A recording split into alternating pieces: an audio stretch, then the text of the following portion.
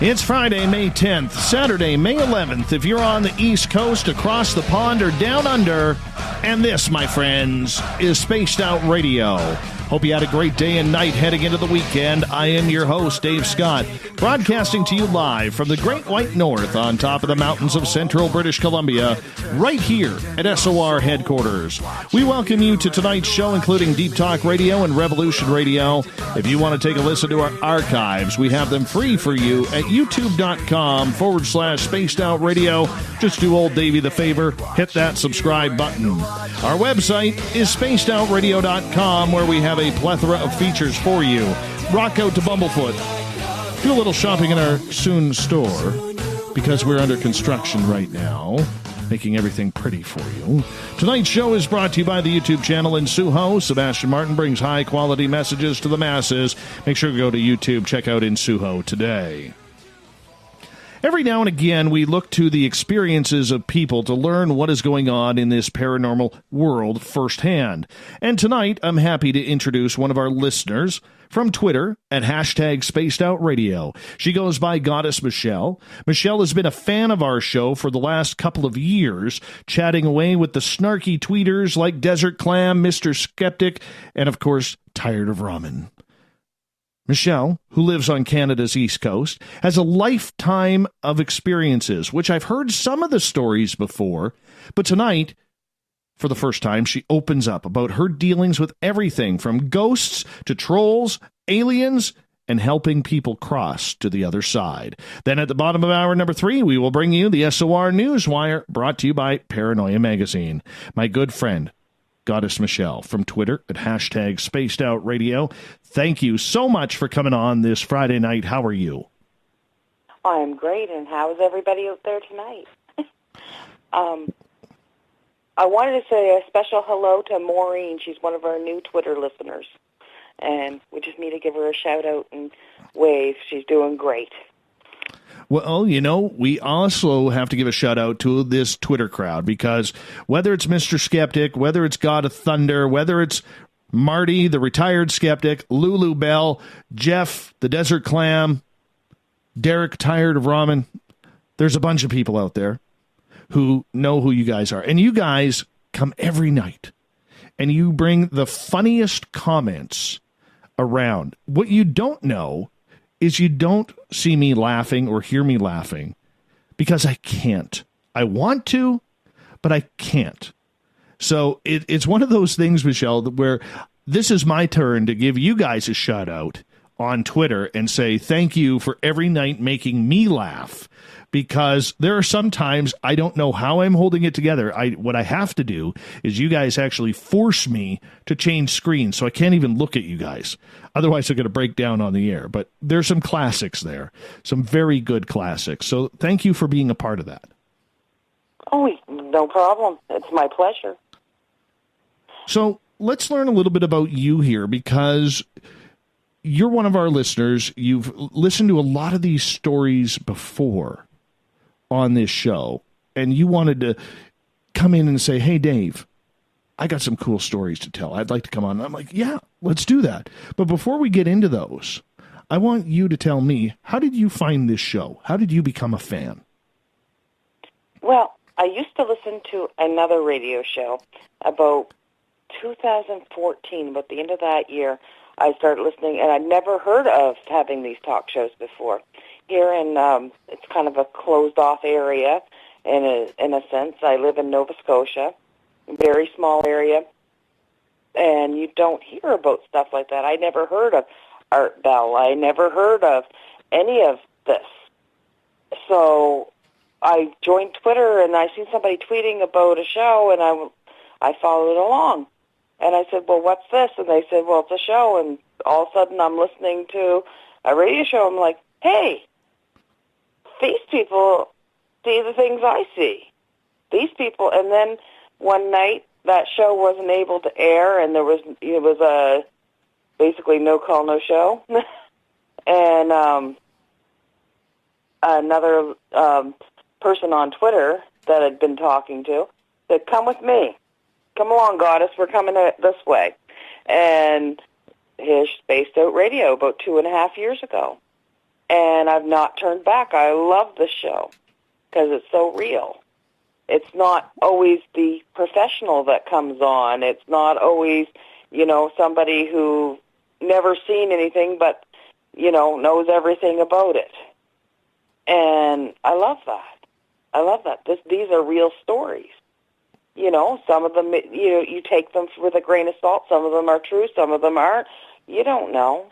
I mean, you weren't there. You didn't experience it. But that's what brought me to this. I do have to ask, who's your favorite guest? Carla Ventura. Yes, I told her that last night. Yeah, she's my fave. Yeah, but for the real snark, for the real pure snark that you guys give on Twitter, it has to be our Keith Andrews. Has to be. Yes, he's peak woo, and I'm sorry, guys, I don't think I can top Keith Andrews. I've never ate alien. Sorry. Yeah, that got a little real last week. That got a little heavy on the woo. Very heavy on the woo. A little bit. It was a lot of fun.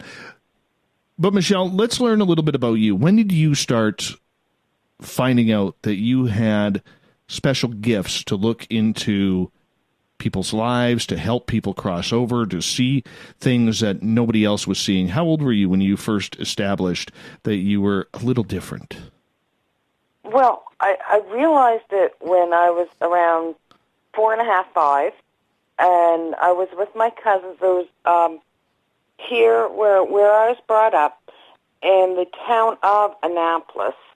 There is what they call a natal day festivities, and it's on a weekend, and it's celebrating the creation of Annapolis Royal when it became. Anyway, they have this big festive thing go on, and there's parades, and it's gotten smaller through the years, but it used to be a big, big thing. Anyway, we were at the playground, and because back then parents used to leave you with, you know what I mean, they could just, so there was like 5 of us at the playground, there have been 5 cousins, plus my brother and myself. So there have been 7 of us at the playground playing, and I'm standing there talking to this old lady, and my cousins stop and look at me and said, "Who are you talking to?" And I realized then they couldn't see the person I was talking to, so I knew something was different then. And at that age, I want you to understand, I just didn't know that there was a difference, that, some people you could touch and some people you can't touch. They're not there. I didn't realize that difference, that nobody could see who I was talking to. So I don't know how long I'd been talking to ghosts at that time, but that's the first time I realized I talked to something nobody else could see. How did that change you? Well, it made me... Also, I want to bring up that I was brought up in a very religious family. I don't know if I should disclose what type of religion it was, but my mother was very, very religious, as my father wasn't so much, but my mother was very. And anything supernatural was demons. It's evil. It's bad. You step away from that. So I'm not giving that religion any grief. I just mean that that's just their beliefs, and that is how it is. And so it made me very alienated, because it very quickly made me learn to hold my tongue about what I've seen or knowing things. I mean, that what happened to me when I was 4.5. I'm going to say almost 6, when I looked at a gentleman in her religion. It was on a Sunday after church, and I looked at him and I said, "You're going to die today, and we're going to miss you. I'm sorry." And everybody looked at me, and I was yanked out of there so quick. And how could you say something? You know what I mean? I was yelled at from one end to the other that evening. He had a job floor cleaning at at the grocery stores, and he had a heart attack that night. Oh, goodness. In there when he went to visit. Yeah, and he died. And then they started looking at what I said was not just some sort of rude delusion of a child, right, as she's seen something. Now, what's wrong with her? And then it turned to they thought that I was maybe special in God's eyes and maybe I should become some sort of missionary later on. And I was just me. This is just me. I've learned to hold my tongue quite a bit because people don't want to hear everything that suddenly pops into your head. Just because it came in your head doesn't mean everybody else has to hear it. I learned that really quick. But yeah, that's been my life. I see things, and sometimes things come to me in different ways. It's like you just suddenly just know something, and other times it comes to me. It's almost like if you had a bunch of pictures. A picture book and you flipped right through it really quick, except for you're catching every picture and you're seeing the details that's going to lead up to something. I've a lot of times dreamed about natural disasters that happen and also some of the terrorism that's happened. I've dreamed them. It's just one of those things. Did you feel different growing up? Did you feel different? Did you have troubles making friends because of this? Because you've heard on the show numerous times where we've had guests who've had intuition since childhood. Yeah. You were an outsider. Yeah, I was a strange kid. I was a very pretty little girl. I will say that because that's the one thing everybody, like, even when I look back at my pictures, I go, oh my gosh, I was a kind of cute kid. I was a kid that whenever we went somewhere, as long as I behaved, because I was a bit of a tomboy, but if I behaved, everybody would stop and say, what a beautiful little girl. Not, you know what I mean? Like, you could be in a crowd of thousands of people, and somebody would stop and go, what a beautiful little girl. And I had a lot of, like, there was one time that we went to Montreal, and my mother had an awful time with her religion. They'd go to these assemblies where they got together, so that's why I'm talking about thousands of people. Around here, you really don't see thousands of people.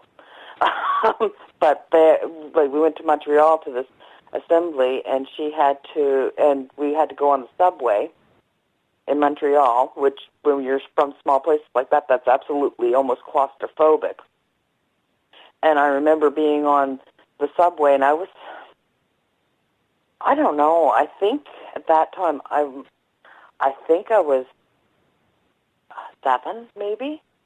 And every time we got on the subway, there'd be somebody there trying to give me something.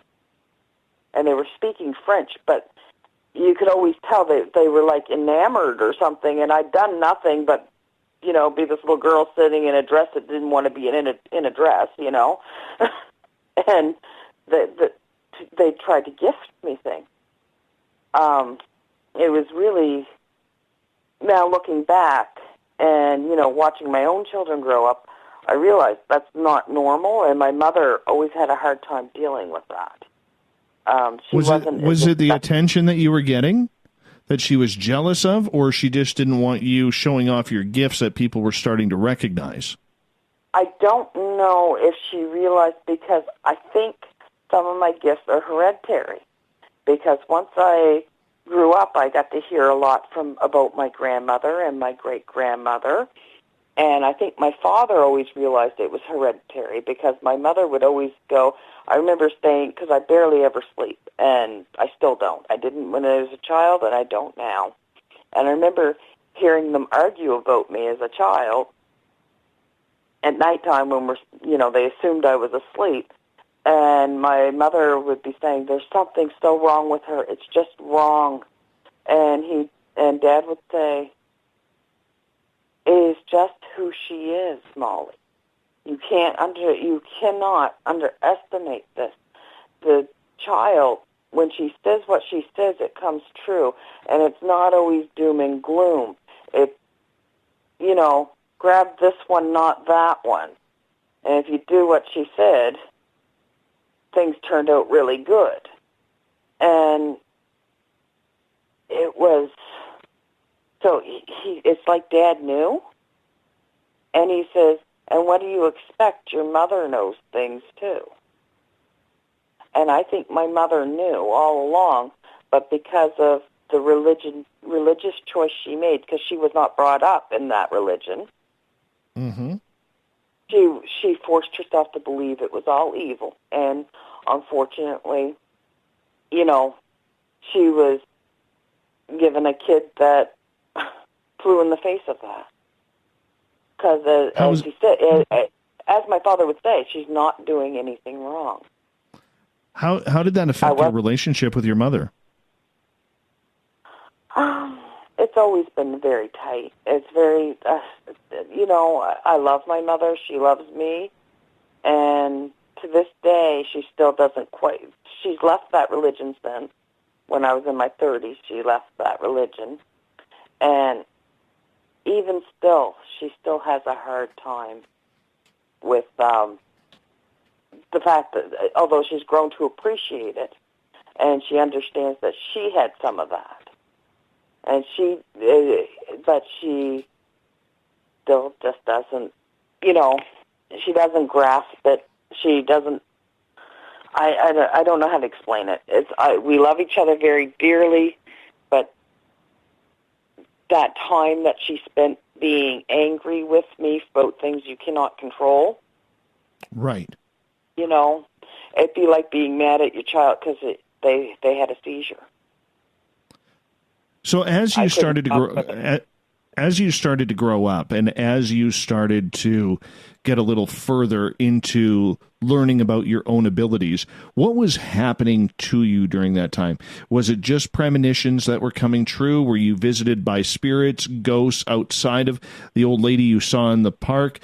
Did it become extraterrestrial like a lot of people were asking? And if so, how did your timeline go?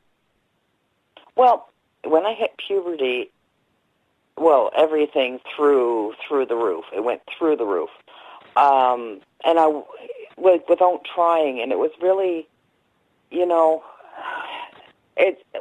a child, I astral traveled, and I didn't know it was called that. I was astral traveling when people spend years trying to learn to do this, and I was already doing it as a small child. I would do this when I dreamed. You go to sleep. The only way I could sleep is if I hummed until I fell asleep. I was putting myself in a meditative state, and I astral traveled. I'd go places, and I would see things.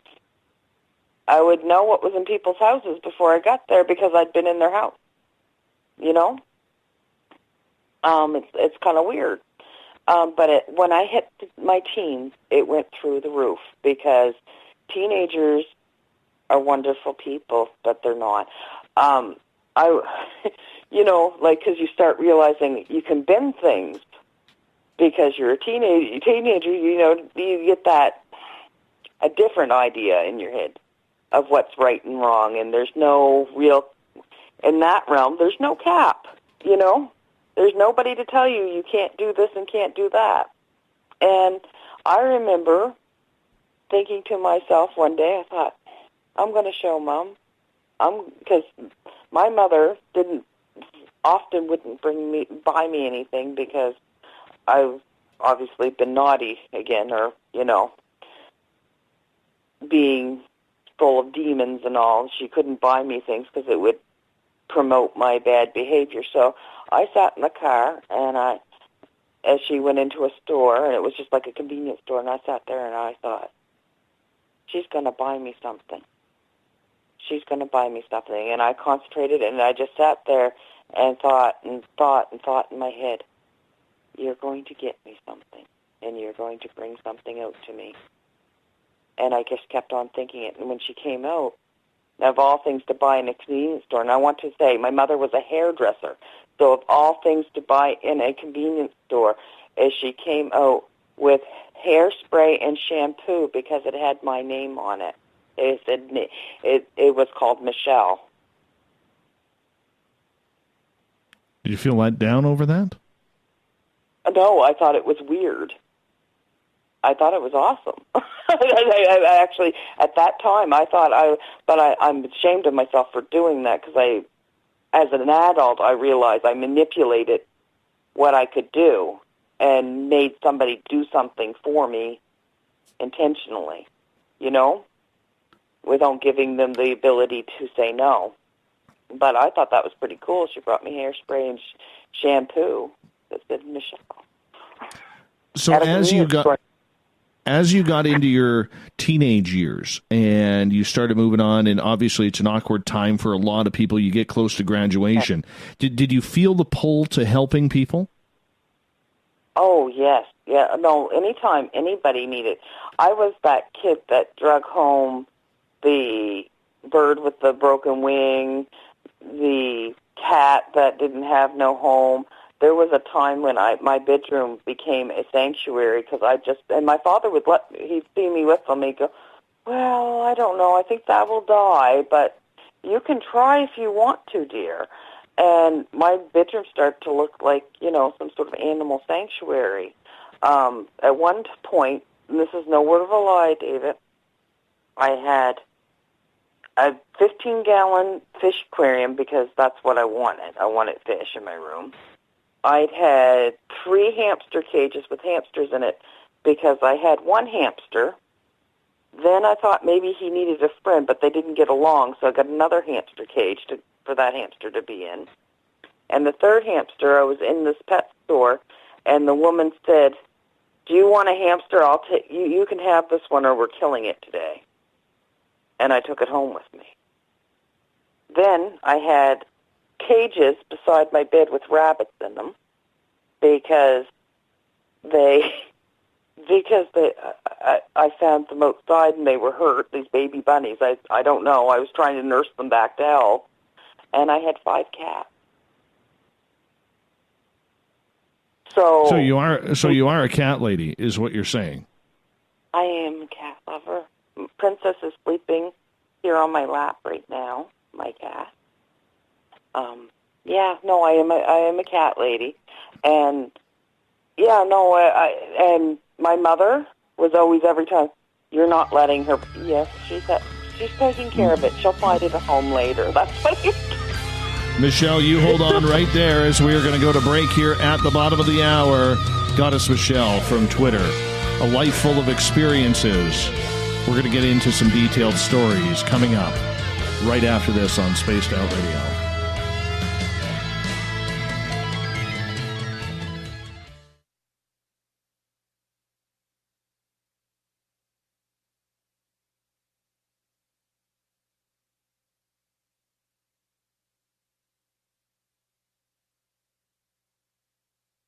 A timepiece is a reflection of who you are, and what better way to show off the real you than with an Escape watch?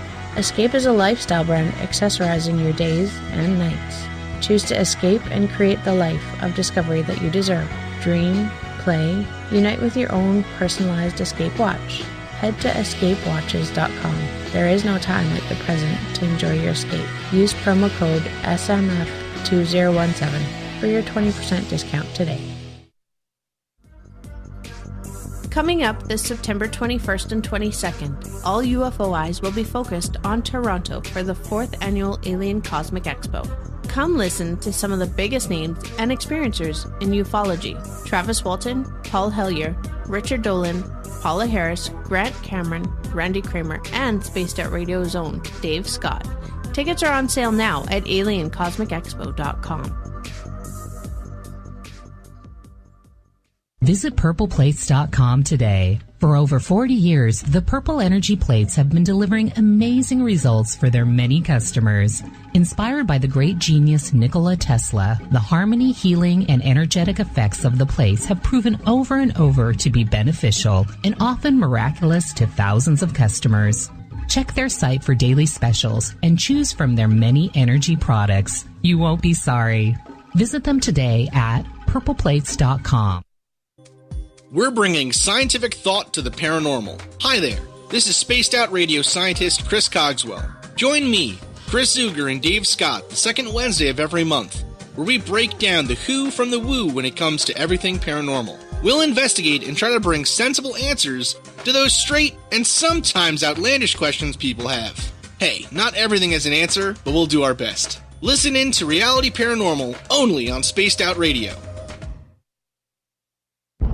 Are you intrigued by Paranormal Talk Radio? You'll love the new Paranormal Radio app from TalkStream Live.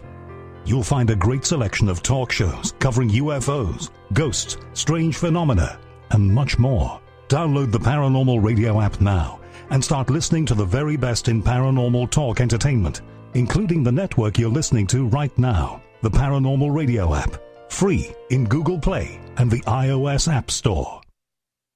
So, you love talk radio? Then you'll love TalkStreamLive.com. TalkStream Live is always on, 24/7, with the best streaming talk shows. Find your favorite talkers and discover some new ones. It's free, readily available online or on mobile with any smartphone or tablet. Finding your favorite talk shows all in one place has gotten a whole lot easier. Just go to TalkStreamLive.com. Be sure to download the free apps from Google Play or the iTunes App Store.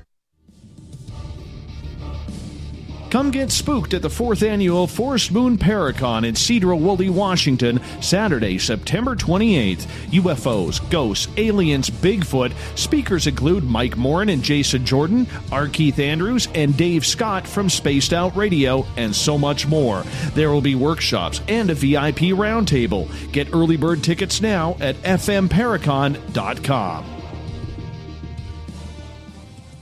Coming soon to our website, spacedoutradio.com, is the SOR Space Travelers Club. For just $5 a month, you can get into a private area on our site where you can hang with other listeners in our chat room, post in our forum, and check out a bunch of exclusive content and store that won't be found anywhere else, including a nightly after-show party with Dave.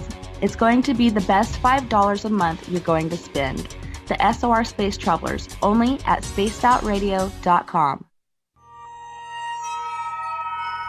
You hear footsteps in the empty room above you. A rocking chair begins rocking by itself. Don't be afraid of the things that go bump in the night.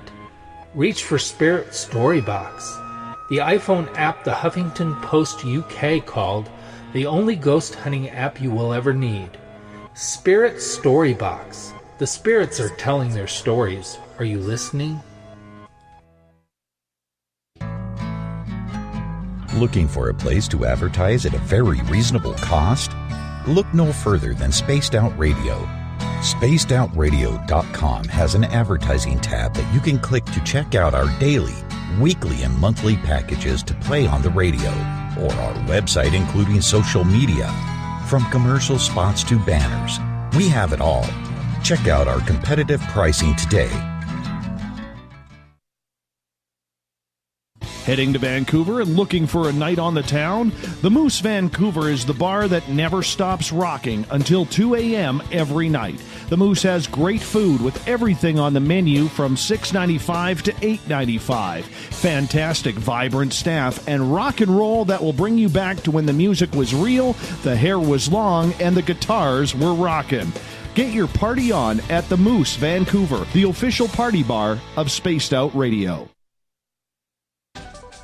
Are you tired of being blocked, shadow banned, or placed in jail for simply posting your thoughts on social media?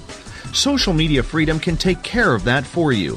Social Media Freedom is the newest and one of the best free new apps that allows you the freedom to post what you want, when you want. It takes seconds to download from your app store. Come join the tribe at Social Media Freedom. It's time to set yourself free. Did you know Spaced Out Radio runs 7 days a week? Hi there, this is Tessa Nicole Thomas, and I'm here to take you on a paranormal journey each Saturday and Sunday night.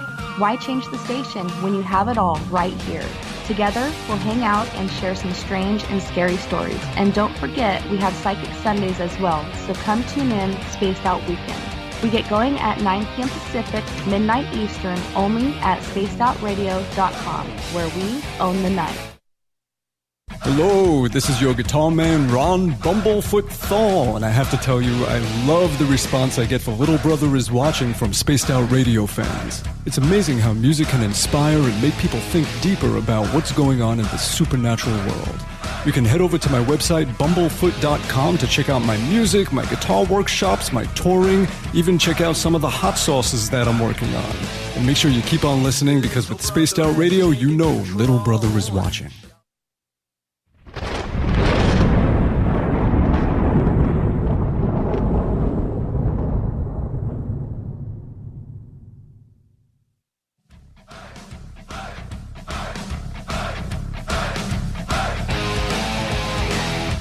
Welcome back to the second half hour of Spaced Out Radio tonight.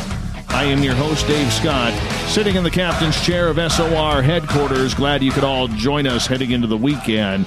Reminder to all of you that if you've missed part of this show or others, you can always go to our YouTube channel at youtube.com/Spaced Out Radio. Click on our archives there. They are free for you. Just do me the favor. Hit that subscribe button. And our website, spacedoutradio.com, currently under construction. We're rebuilding it all for the sake of you and your entertainment. So stay tuned. The first phase will be coming out in the next number of days. Tonight we are talking with one of our listeners, Goddess Michelle, who hangs out on Twitter at #SpacedOutRadio. She is a long-time listener, and even for a longer time, has been an experiencer of everything from paranormal to supernatural events. And we're glad to have her here with us. Michelle, welcome back to the show. Well, thank you for having me. Oh, we're glad you're here. We are so glad that you're here. Michelle, when did the ET experiences start, or UFO experiences start? The UFO experiences? Well, quite a while ago. I can't tell you the date. I usually know the date. But I started seeing light above where I used to work night shift. I'm a nurse where I work. And I would be, before I'd go into work, I'd be looking up, just sort of sitting back, looking up in summertime, right, looking outside, because it's just a nice little view out there where I work, and there'd be a light outside, and you'd see it, like it'd be about the size of a star. It wouldn't be something that you could take a picture of, but it'd be blinking.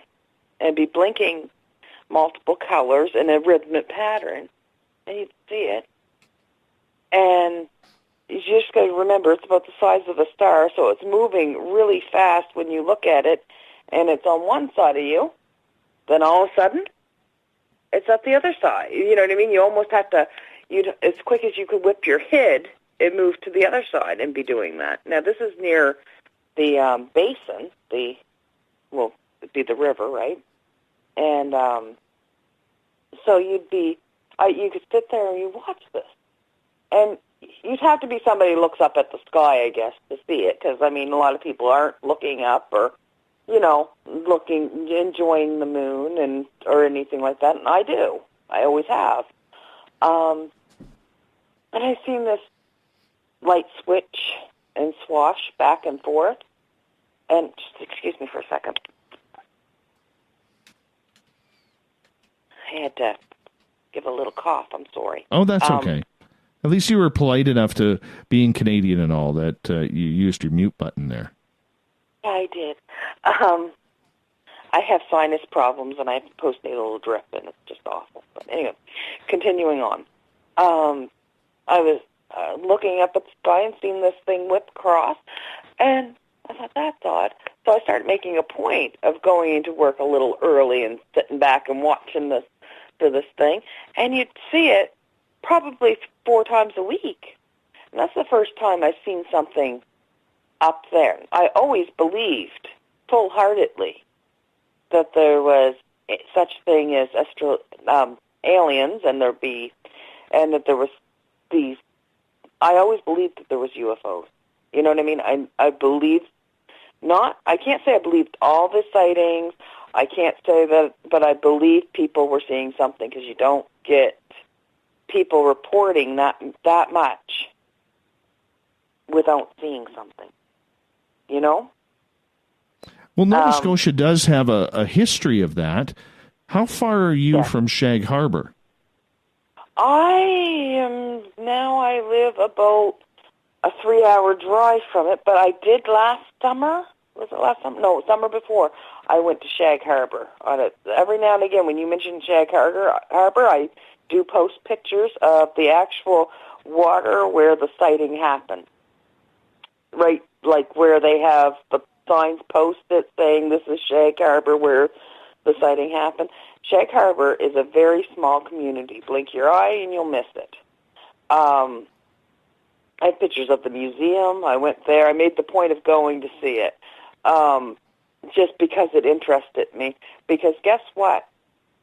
You mention Shag Harbor to my neighbors. You mention it to anybody around here. They don't know what you're talking about. Really? Yeah. Really? It's not, yeah, honestly.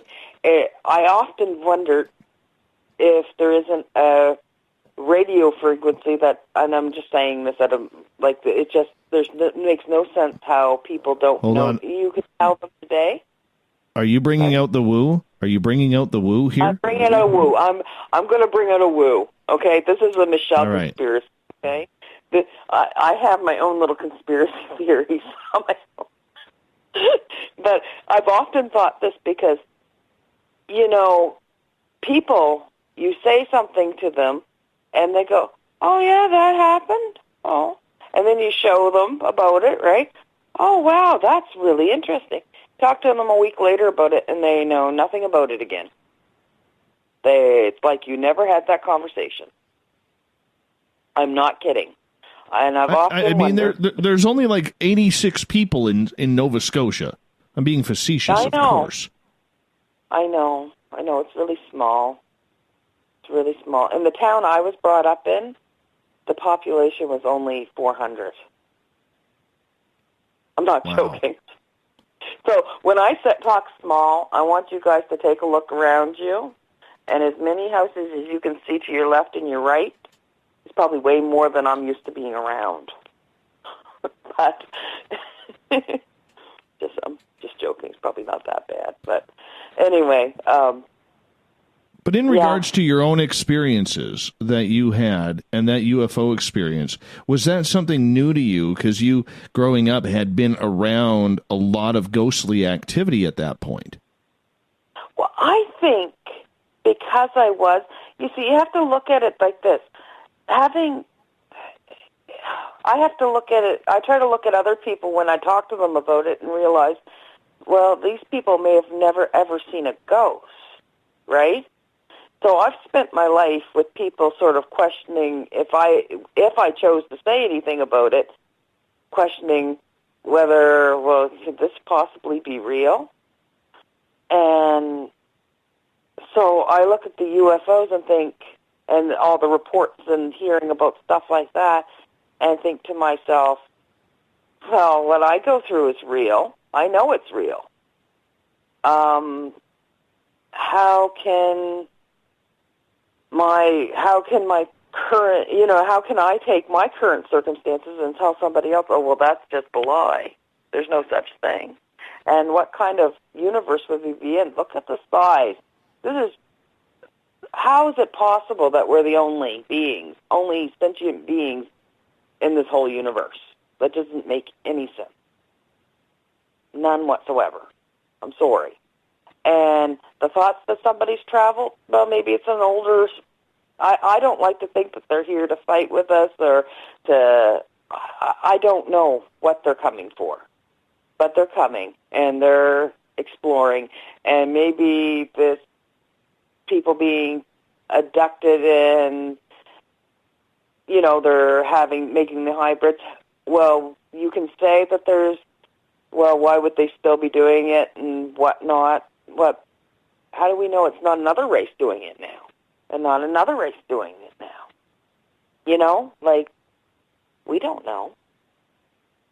I see that. And it appears, and just to counter your two Chris's on Wednesday, what they had to say about it, they're not just grabbing, oh, we'll grab you today, another one tomorrow, and any old lab rat. they are grabbing the same people over and over again. And that's why the same people are saying over and over again, this is happening to them. And it gets more wooey the more it happens. Right. So for you, and maybe this is too personal, I don't know if you want to admit this on air or not, have you ever been abducted? I believe I have, yes. I say I believe I have. I cannot prove I have. I have some flashes of memory to it, and which I won't share. I'm sorry. I just won't. I know that I've seen it, but I don't know.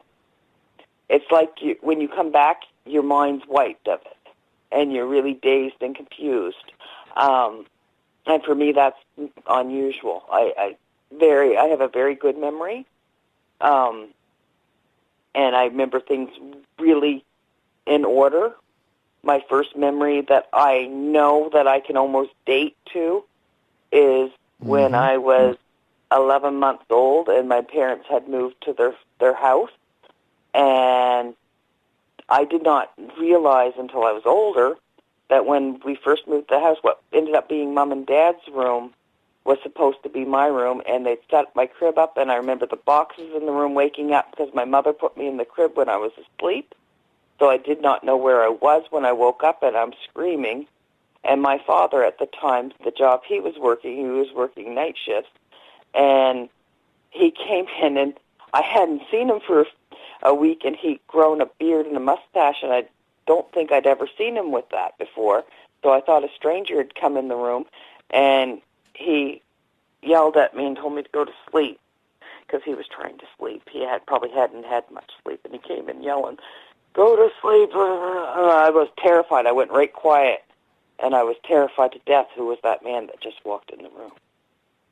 And when I relayed that later on, my father started laughing because he said, "Well, that's funny because that was the only time I ever grew a beard was when we were moving because I couldn't find my razors and I was just, everything was too overwhelmed because Mom had packed them on him and he didn't go out and buy new razors because he knew he was going to unpack them, but he grew a beard and a mustache.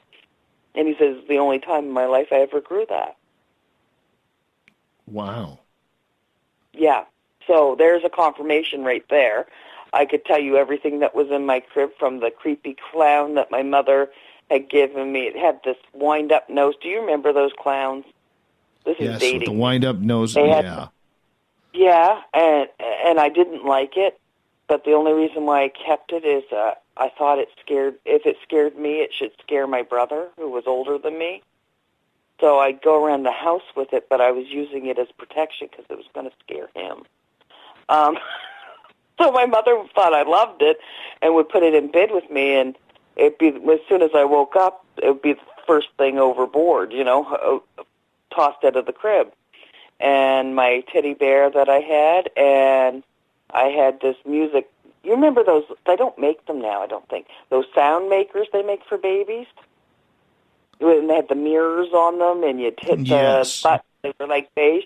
Yeah, that was in my crib, tied on the side because they used to strap them on. Okay. That was I can tell you detail to detail what was in my crib, and that's my first memory that I can say that I can date back to. So I have a very good memory. So when I say I have blurry memories from the abduction, I don't care to release them because I don't know how I'm perceiving them yet. And as time goes by, the first one, and there's 3 times that I've been abducted that I feel that I've been abducted. I don't want to say I was abducted because, it could have been something else. Maybe I'm maybe I'm stroking out. Who knows? But my experiences are very real to me. My first one, I think it was in June. And I remember because the first person I told about it was you. If you remember. I do. You had some missing time with that. Yeah, well, yeah, it was weird. Actually, I had everything was kind of weird because it was June last year, June 2018. I was on my way home from work. I carpool with a couple other ladies, and I have one night every 2 weeks that I go to work by myself. So it would have been a Thursday. And there's 3 roads that I can take to home, okay? There's the number 1, the number 8, these are names of the highways, okay? And there's the 101, which is the Trans-Canada Highway. And I was hopping on the 101 that night because I was going to go and get myself McDonald's after work. I was hungry that night.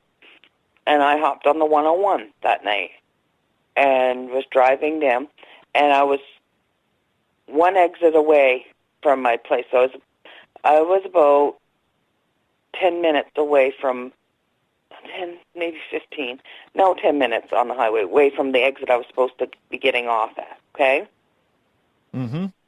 And all of a sudden, and you have to understand, once again, I'm in a small area. My highway is not busy like everybody else's highway. I seen 2 cars that night. Okay? So if you can conceive that, right? Like, so you busy it down to like an old country road for probably other people, I don't know. Anyway, so that time of night, you're not seeing any traffic. Because it's after 11 I get off work at 11. So it's after 11 at this point, and I'm driving, and I'm going a little further than home. So I hopped on the highway so I could go to McDonald's and get that Big Mac, you know. I'm guilty of that now and again. And and I'm driving down the highway, and all of a sudden I see this light. And it's a bright, bright white light coming from above. And all I can remember is that coming at me.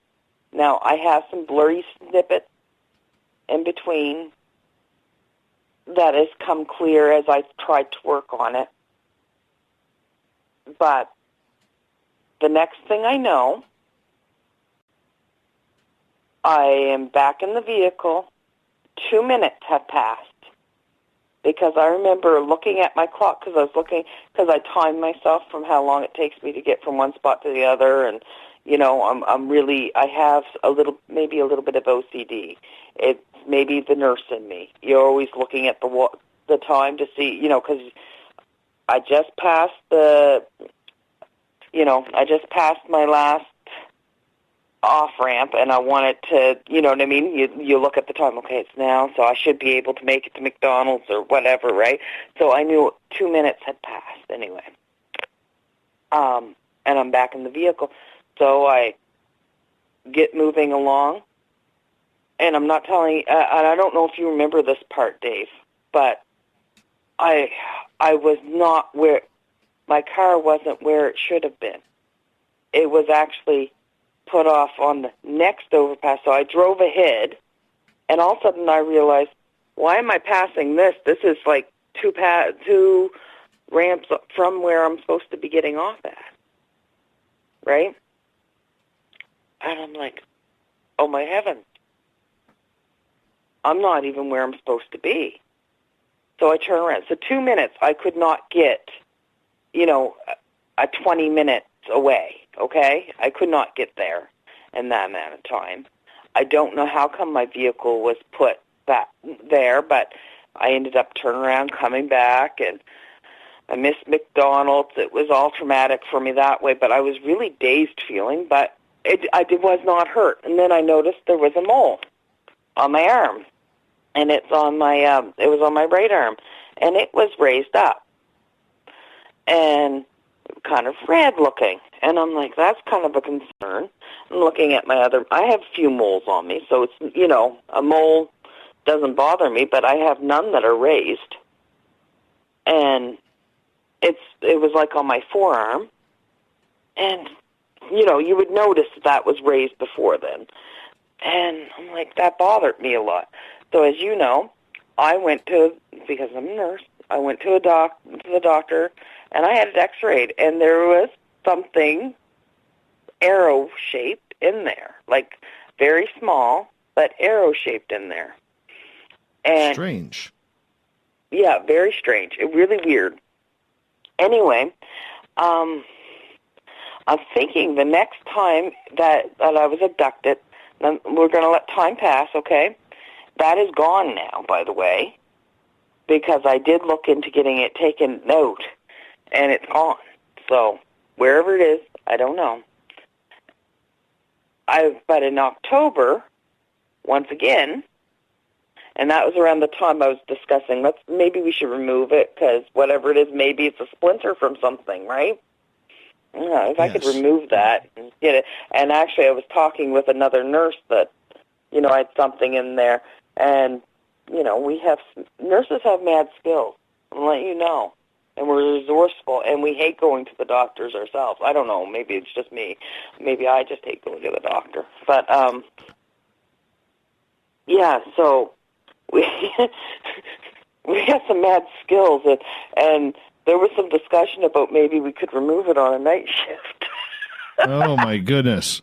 We only got about 30. We only got about 30 seconds before we got to go to break here at the top of the hour.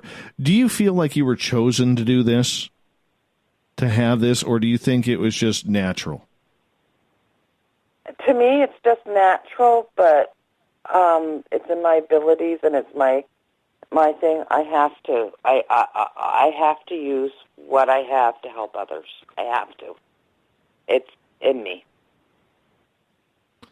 Well, I think that's a good place for us to set up the next half hour, because you're going to tell us about what it's like to help people cross over, taking people to the end, what it's like. Because, as you and I have talked before, it is absolutely one of those very, very important parts of, I think, anybody's life, is how you finish it. And if you have a way to finish it on your own way, you'd like to be comfortable, would you not? Yes. Yeah. So that's what we're going to get into.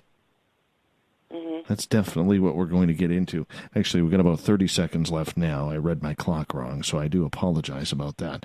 But that's fine. I think it's going to be interesting, because not a lot of people have that ability to do that.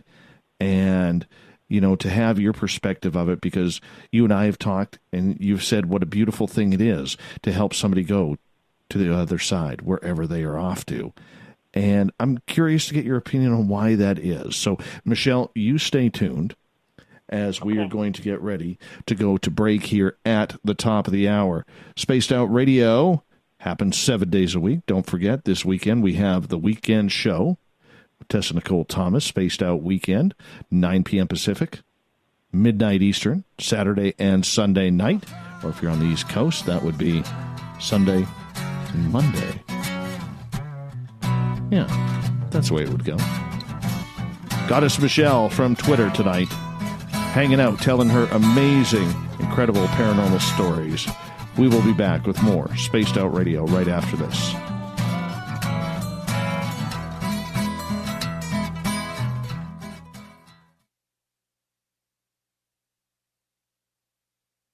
Looking for the stories of the strange and weird that you will find hard to find anywhere else?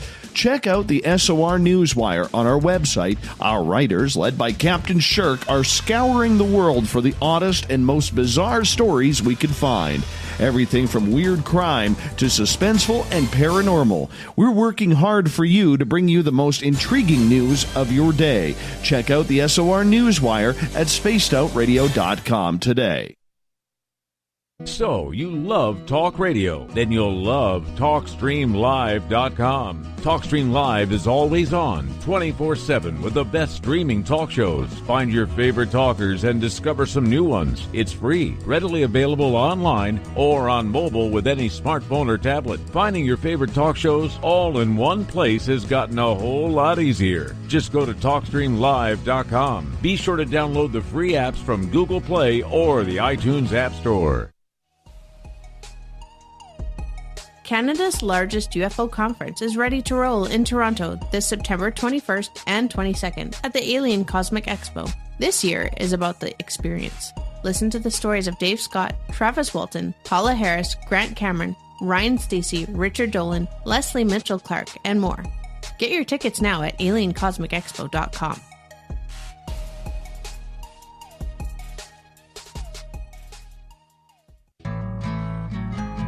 Looking for a place to advertise at a very reasonable cost?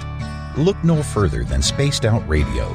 SpacedOutRadio.com has an advertising tab that you can click to check out our daily, weekly, and monthly packages to play on the radio, or our website including social media. From commercial spots to banners, we have it all. Check out our competitive pricing today. The Call of the Wild is in Vancouver. The Moose Vancouver is one of the hottest bars and restaurants in the city. Open until 2 a.m. nightly, the Moose will rock you like a hurricane all night long. Great food with everything on the menu at $6.95 near the corner of Nelson and Granville. Get your horns up and come rock with us. The Moose Vancouver, the official rocking bar of Spaced Out Radio. We are getting ready to relaunch the SOR Space Travelers Club at spacedoutradio.com. For $5 a month, you can join us for a plethora of features found nowhere else. Hang out in a private chat room during the show and after party. You can check out some exclusive content and a store specifically for you, as well as a private listener forum where you can post your thoughts, stories, and pictures. The SOR Space Travelers Club, coming soon to spacedoutradio.com. On the first Tuesday of every month, I encourage you to come along for a journey with me, Geraldine Orozco, on The Spiritual You. Together, we will take a look at how to access the highest expression of yourself and change your life. Consciousness, ET contact, health, and wellness, we can talk about it all. So come along for a spiritual ride with me, Geraldine Orozco, on The Spiritual You, only on Spaced Out Radio. The freedom to post what you want, when you want. That's the social media freedom you need. Social Media Freedom is the free app in your app store. No need to worry about going to jail or being shadow banned any longer. It's the freedom to say what you feel. The freedom to know Big Brother isn't watching. It's the way social media is supposed to be. Social Media Freedom. It's time to set yourself free. Download from your app store today.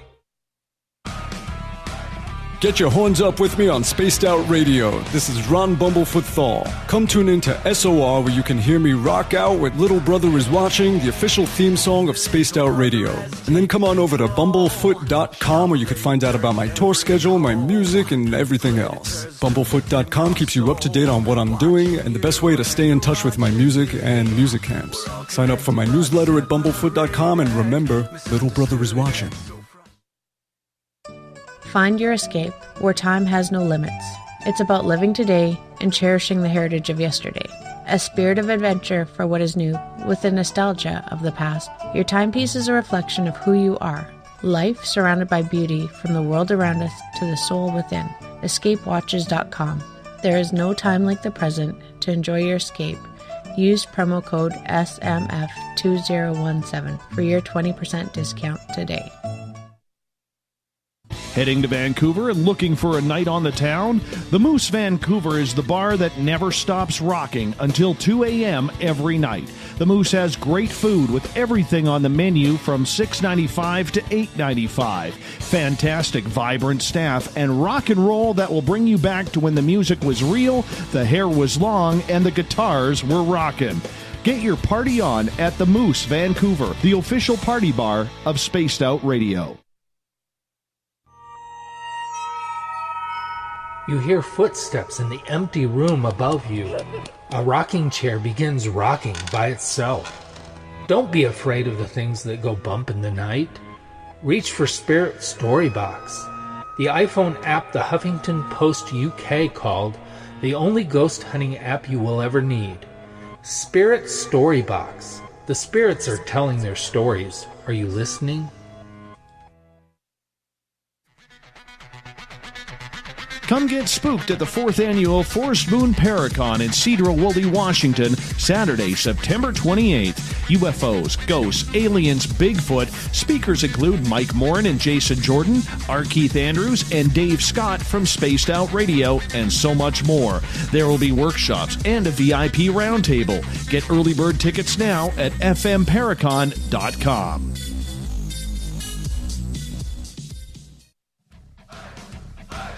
You're listening to Spaced Out Radio with Dave Scott. Follow Dave on Twitter at Spaced Out Radio and on Facebook, Spaced Out Radio Show.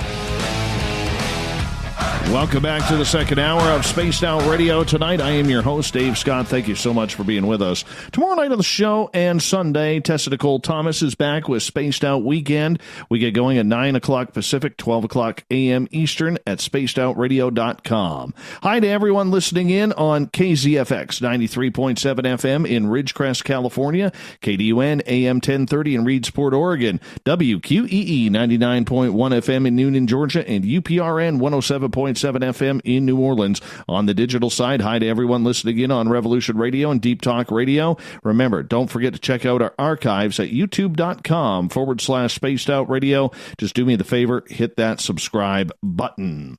The Desert Clam has set the password for tonight in the SOR Space Travelers Club. Wow. Febrificant. Oh, that is so wrong. Febrificient is your password. Make sure you use it wisely, space travelers, as the Clam sets the password each and every night right here on the mighty SOR. Our website is spacedoutradio.com, where we have a plethora of features for you, but you got to wait for those because our website is currently under construction. We're making it bigger and better because of your demand.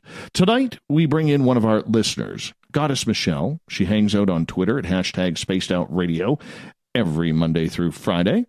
And we're glad to have her because she is a lifelong experiencer of the weird and strange. Got her into nursing because her calling was to help people. And Michelle, welcome back to the show. Why, thank you. Why did you get into nursing? Well, I didn't get into nursing until I was in my 30s. I went back to school. I went and took the courses that I needed to go in and take my RNs. So I was a single mother, and I drugged myself through university to do that for 4 years, and worked and took care of them. So I did it because I knew that that's what I needed, where I needed to be. That's what I needed to do. Was the calling, though, because of your intuition and what you've grown up, was your calling to just be in that position to help people? Is that what it pulled you that way? Yes, and it's kind of in my blood. As I said, I think a lot of it's hereditary. My great-grandmother was a midwife, as was her mother, as was her mother, and actually her mother, father, and brothers were all doctors, and she's written down. We've never been to nail it down 100% to prove it, but she was called a doctor. I have no doubt that and her father was a doctor that trained doctors, so we feel that she probably was a doctor. And after that, all the girls from there were midwives. I have all of my female cousins are into nursing in one way or another. So yeah, it's a calling, and there was certain intuitions that come with that too. So. Couple questions from our audience, if you don't mind, before we get too into it. Jade is asking, Michelle, have you seen extraterrestrials? If so, where? She says, I know 2 other people here in Nova Scotia who have had alien encounters and several who have seen craft. Yes, I have, but once again, it's part of the blurry vision I don't want to speak of. Because it's not nailed. I'm sorry, I can't tell you a clear picture of what happened. But yes, I believe I have. You're very, very close to it. Is it because of your own skeptical mind, or you don't want to believe it? No, it's how blurred it is. to be honest. Okay. It is just how blurred it is. But I believe yes. Yeah. So, yeah, because, I mean, that could be anything happening to me. It could be my lab. You know what I mean? And I wouldn't be surprised if a lot of our people are having encounters, or what they believe to be encounters, are actually my lab. And under the influence of what drugs they do to you, does that. But I don't know how they're bending time. That would be interesting to know how they're bending time.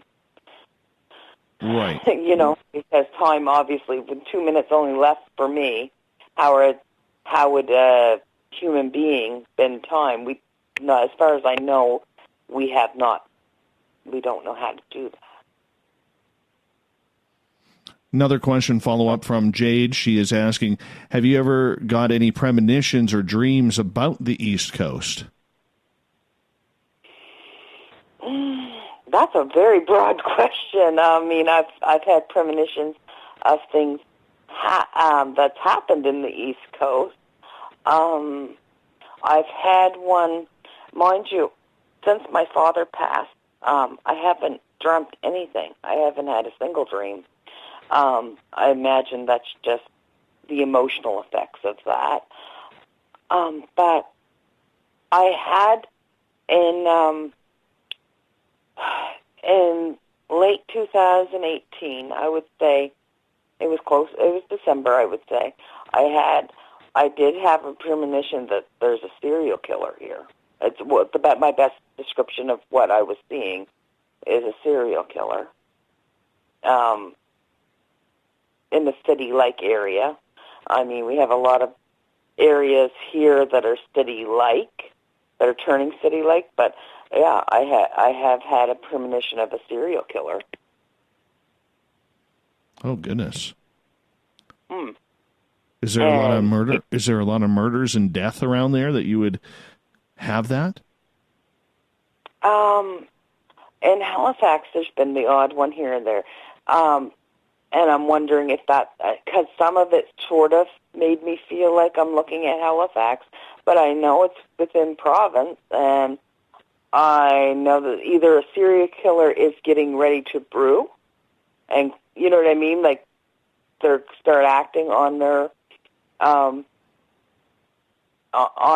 fantasy, or there is one has already started, because I've seen some very sick things.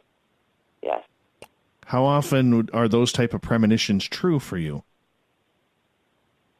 100%. I've never had a premonition that didn't happen unless it was something that I could make not happen. Right. Yeah. Do you let anybody know about that, just in case? If it's something I can prevent, yes. My brother is still alive because I had one. To be honest. Do you mind sharing that? My brother was a very popular man, and he was going to a big party. He was going to it was like a graduation party. I'm not sure if he was graduating or if it was after he graduated and some friends of his was, but he was invited to this big party. And it was, everything's along the river here. Ask Jade. Everything is, we're surrounded by water. So, anyway, but this was a fishing area, so they had boats and stuff, and a bunch of boys got out on a canoe, and my brother would have gone with them. He would have if he'd been there. And one boy died. Oh, goodness. And there was 4 of them that went, and one boy died, and one almost died, and the other 2, I'm pretty sure, scarred for life. And they never did find the body. And I looked at my brother, and I said, I remember saying to him, I said, you can't go to that party. Oh, I'm going. No, I said, you can't go to that party. Somebody's going to die. and you don't want that blood on your hands. And he knew when the people that went out on the boat, he knew if he had been there, he would have been on that boat. Oh, that's terrible. I mean, good for you and your brother Donnie, but just a terrible situation nonetheless. Well, when I was younger, I would almost have meltdown. I would have meltdown when I knew something wasn't right and bad things are about to happen. I would have a meltdown, absolute meltdown. And I had this meltdown, and my brother was like, "You're losing your mind." And I go, "I don't care if I'm losing my mind. You're staying. And you can't go. Go somewhere else. I don't care where you go get drunk at this weekend, but don't go there." And he ended up not going, which is impressive because he's probably one of the very few times in life he's ever listened to me. and it saved his life. He knew, though. You could tell. He knew. Yeah, he knew. There was something not right. We lost power here one time for over a week. And it was in the winter. It was White Wan. And my mother was going on a trip. And I didn't have a vehicle at the time. My kids were small. And we didn't know the storm was hitting us like this because we never believe it's actually going to hit us, okay? I don't know if that's everywhere else, too, but that's really the mentality around here. Anyway, or we think it's going to be big and it never is, right?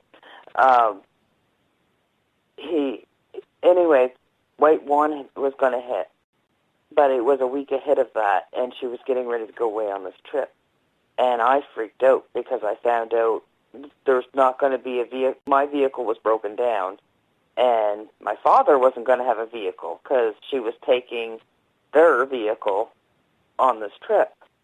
And I flipped. I flipped to high heavens. You can't go. This isn't reasonable. There needs to be a vehicle somewhere because right now, and at the time, I wasn't taking my nursing course. I was working at a grocery store to make ends meet, take care of my kids. So if you could understand, my vehicle is not going to get fixed the day it breaks, right? Right. And I flipped out. My kids were really small, and I lost it. I had a meltdown. And Dad put his foot down. He says, "You can go on your trip. You're not the only one with a vehicle." She was going with a bunch of friends. And she ended up leaving the vehicle behind. We'd lost power for a week. My father ended up coming and getting me and the children and taking us to, because he didn't have power either. We had to go stay at a warming station, an emergency post, because there was no electricity, no heat, no nothing. Wow. Let's move on to another question here. This one comes from Joey in Spreaker. Okay. He is asking, Goddess, if I am hearing you correctly, in addition to your precognition abilities, you might possess psychokinetic ones as well. Have you ever participated in or been approached to participate in any controlled environment testing to further validate your abilities? I've never been approached to do that. I wouldn't deny doing it. You know what I mean, if I was ever offered such, but I don't know that they even do that around here. Once again, I'm in a small area. I don't know.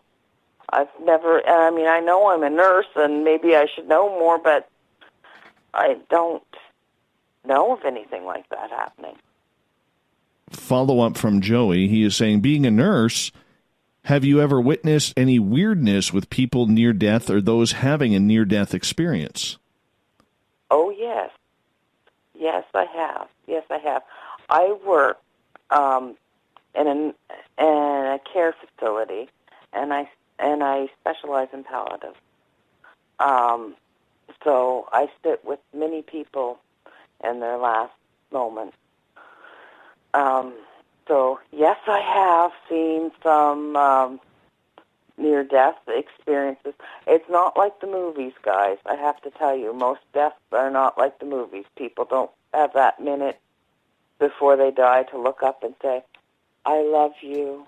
Judith, I left the keys in the drawer. You know, they don't have that moment because one moment they're passing, and sometimes passing takes a long time. And it's a long, drawn-out thing. Sometimes it's so quick you don't even, the moment doesn't happen. So when you're in that situation and watching someone pass right in front of you, since you work in palliative care, do you get a lot of people talking to people on the other side before they go? Yes. Oh, yes. Yeah, you know. I don't know if other people can feel it, but I can sometimes feel people, like the room becomes crowded, and it's maybe a loved one's coming to help them pass, and I've seen them talk to maybe the child that they lost, the child that passed away or died in a car accident at 16. I've seen them talk to their husbands that have long passed or their wife that long passed. I've also had them, and I often think that, I believe in a lot of things, and I don't discount too many things, and I believe that there is spirits out there to help through. And in some cases, they come across as angels. Sometimes they come in what you need to see. And this one woman who wasn't expected to pass anytime soon, I was putting her shoes on for her, so I was bent down at her feet, and I look up, and she's trying to pat around my shoulders, up above them. And she goes, you have such beautiful wings, but why can't I feel them? I have no doubt that there was a spirit standing behind me because I didn't feel alone in that room. And that is a woman who passed away 24 hours later. And there was nothing notably immediately wrong with her at that moment. She just was elderly, It was her time. And she went really quick.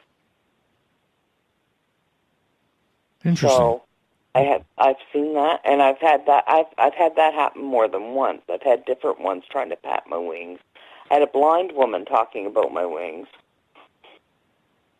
So, and I often believe there's an angel there, or you know what I mean, or a spirit that's presenting as an angel, so that to bring them comfort, to bring them where they need to go. Chuck is asking, can you sense about people from a distance? Voices. I usually can sense from voices.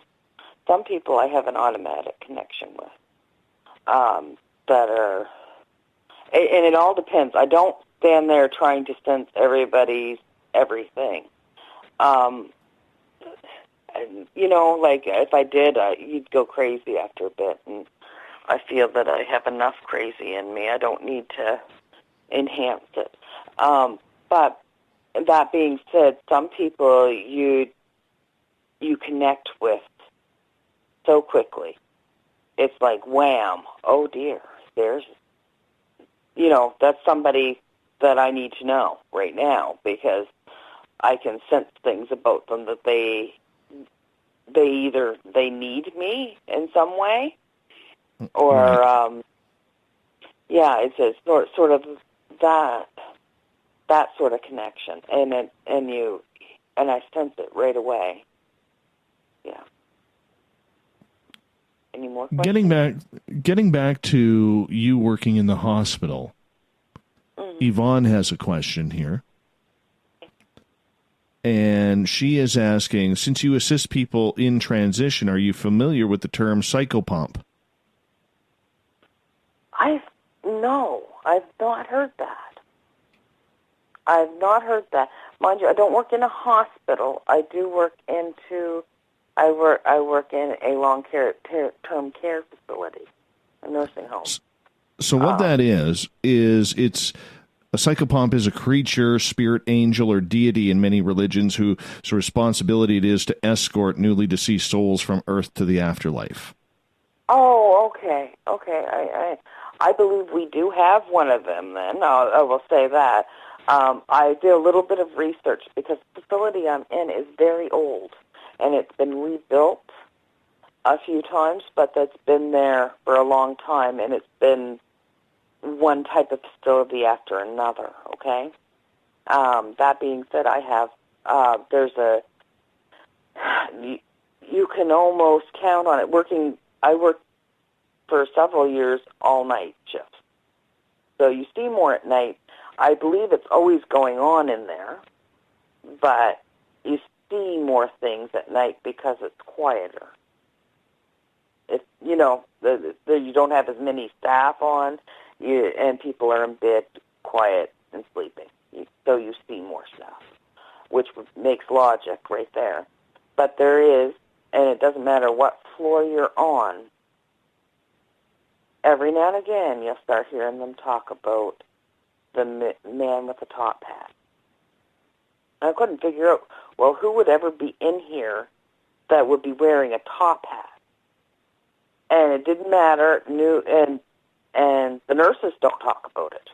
We don't, you know what I mean? Like, we may talk to each other quietly about it, but we definitely would not mention anything about ghosts or spirits to the residents there, because you would not want them, you don't know who it's going to scare. You don't want to scare people, right? No, exactly. So I can guarantee you 100% these people do not know who they're talking, but, it's not like it's something that's known about to these people. And but if they're close to transition, that's where they're seeing this top hat man.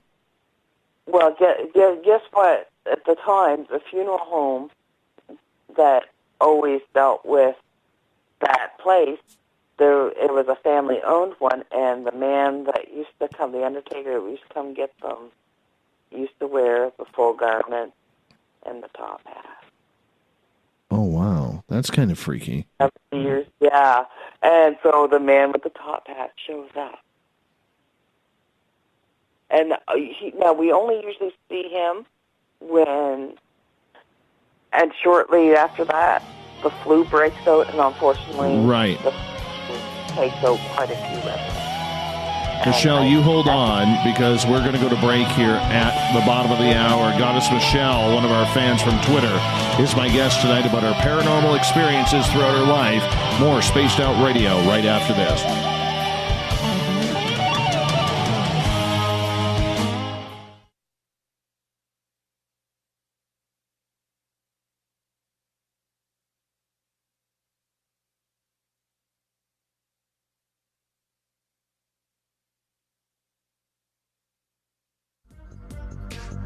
Coming up this September 21st and 22nd, all UFO eyes will be focused on Toronto for the 4th Annual Alien Cosmic Expo. Come listen to some of the biggest names and experiencers in ufology.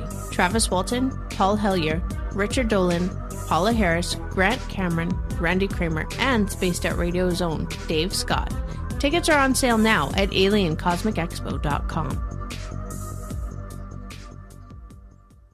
So, you love talk radio? Then you'll love TalkStreamLive.com. TalkStream Live is always on, 24/7, with the best streaming talk shows. Find your favorite talkers and discover some new ones. It's free, readily available online or on mobile with any smartphone or tablet. Finding your favorite talk shows all in one place has gotten a whole lot easier. Just go to TalkStreamLive.com. Be sure to download the free apps from Google Play or the iTunes App Store. Come get spooked at the 4th Annual Forest Moon Paracon in Cedar-Woolley, Washington, Saturday, September 28th. UFOs, ghosts, aliens, Bigfoot. Speakers include Mike Morin and Jason Jordan, R. Keith Andrews, and Dave Scott from Spaced Out Radio, and so much more. There will be workshops and a VIP roundtable. Get early bird tickets now at fmparacon.com. Are you tired of being blocked, shadow banned, or placed in jail for simply posting your thoughts on social media? Social Media Freedom can take care of that for you. Social Media Freedom is the newest and one of the best free new apps that allows you the freedom to post what you want, when you want. It takes seconds to download from your app store. Come join the tribe at Social Media Freedom. It's time to set yourself free.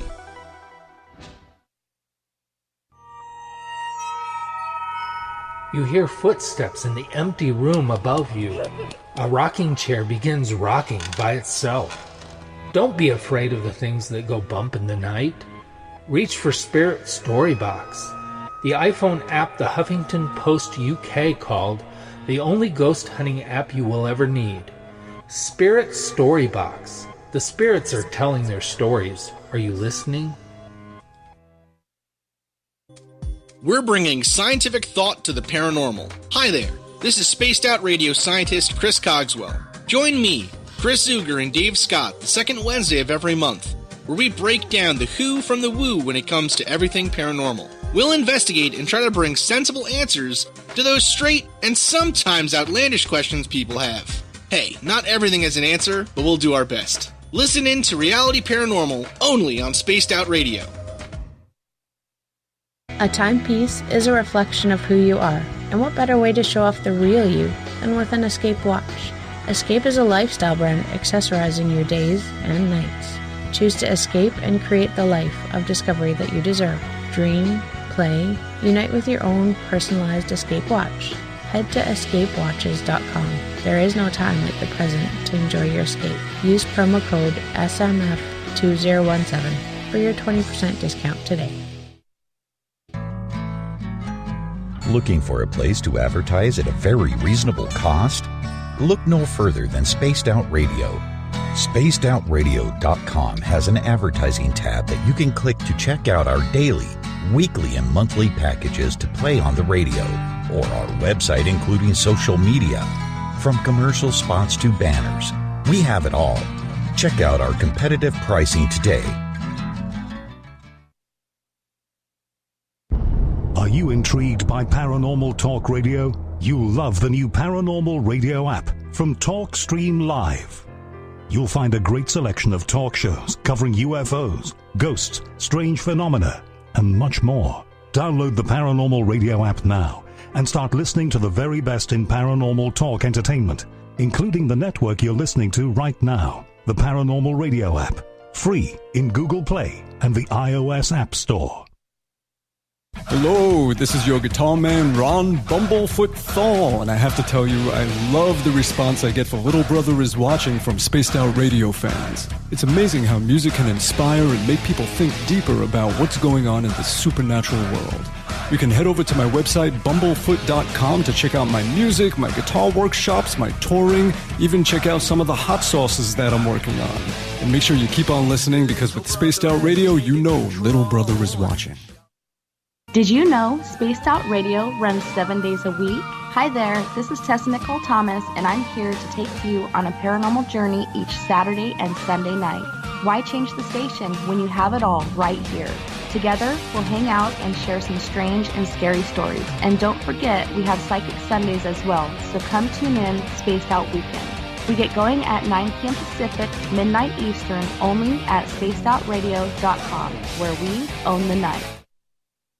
Heading to Vancouver and looking for a night on the town? The Moose Vancouver is the bar that never stops rocking until 2 a.m. every night. The Moose has great food with everything on the menu from $6.95 to $8.95. Fantastic, vibrant staff and rock and roll that will bring you back to when the music was real, the hair was long, and the guitars were rocking. Get your party on at the Moose Vancouver, the official party bar of Spaced Out Radio. Coming soon to our website, spacedoutradio.com, is the SOR Space Travelers Club.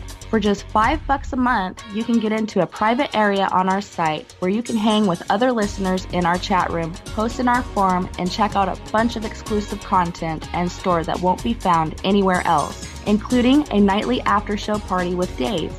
It's going to be the best $5 a month you're going to spend. The SOR Space Travelers, only at spacedoutradio.com. Visit purpleplates.com today. For over 40 years, the Purple Energy Plates have been delivering amazing results for their many customers. Inspired by the great genius Nikola Tesla, the harmony, healing, and energetic effects of the plates have proven over and over to be beneficial and often miraculous to thousands of customers. Check their site for daily specials and choose from their many energy products. You won't be sorry. Visit them today at purpleplates.com.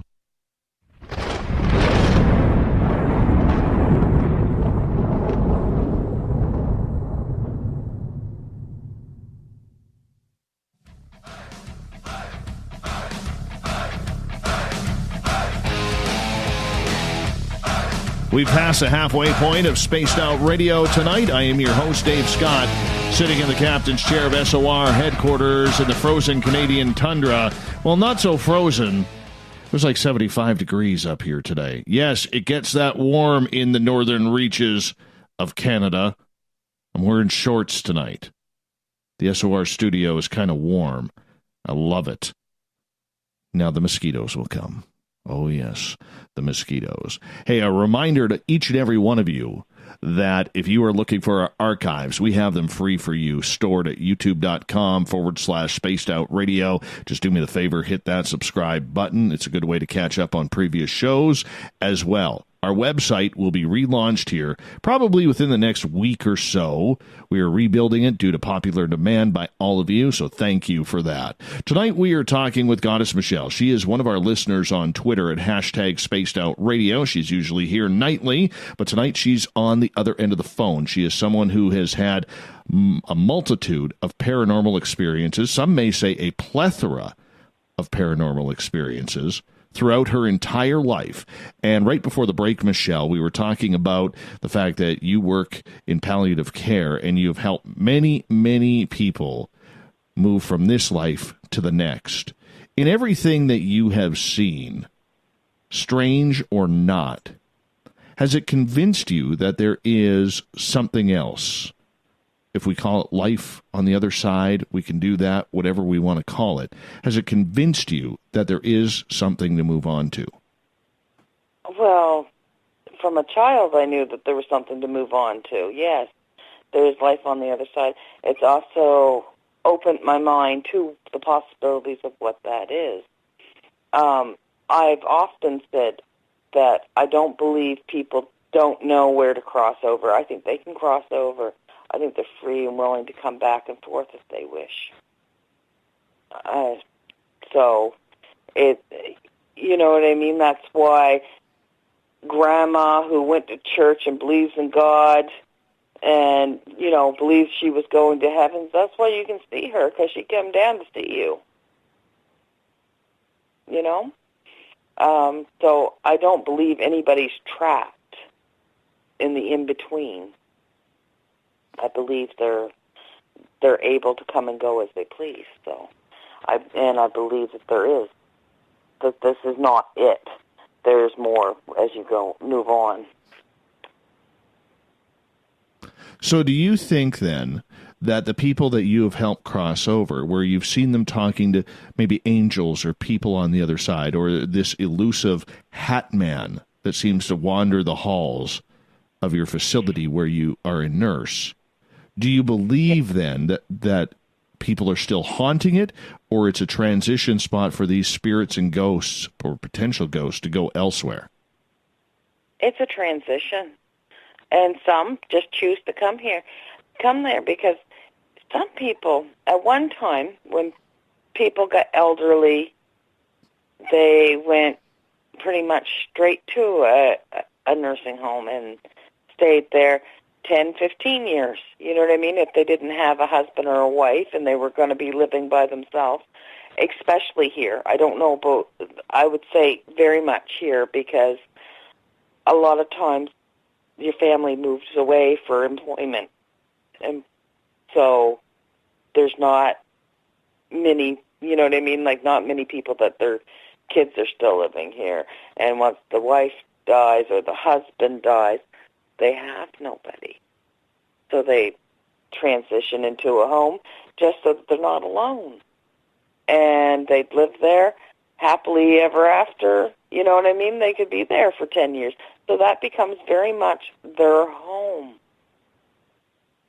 And so if they're coming back to visit, they're coming back to see how things are going. Maybe there's a nurse that they were particularly attached to, and they're coming to see them. Maybe they're here to, you know, help others. Maybe that they were very much into the activities things, and, well, I'm going to show them, look, it's okay to be here, you know, to be on the other side of things.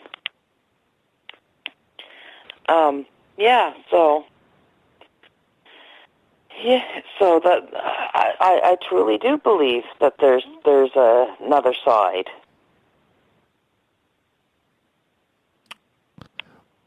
Is there any particular stories, since you were talking with people there getting ready to transition or getting close to that side, where they have been curious about their own mortality, looking back on life, and if they were hoping for what was coming in the near future? Like, do people seem to be a little bit more open to the fact that even if they aren't religious or believe that there is anything on the other side, that they're hoping it continues, like they're not ready to leave? You don't really, you know, it's like the ominous thing, even right up to the very end. Most people do not want to talk about no longer being.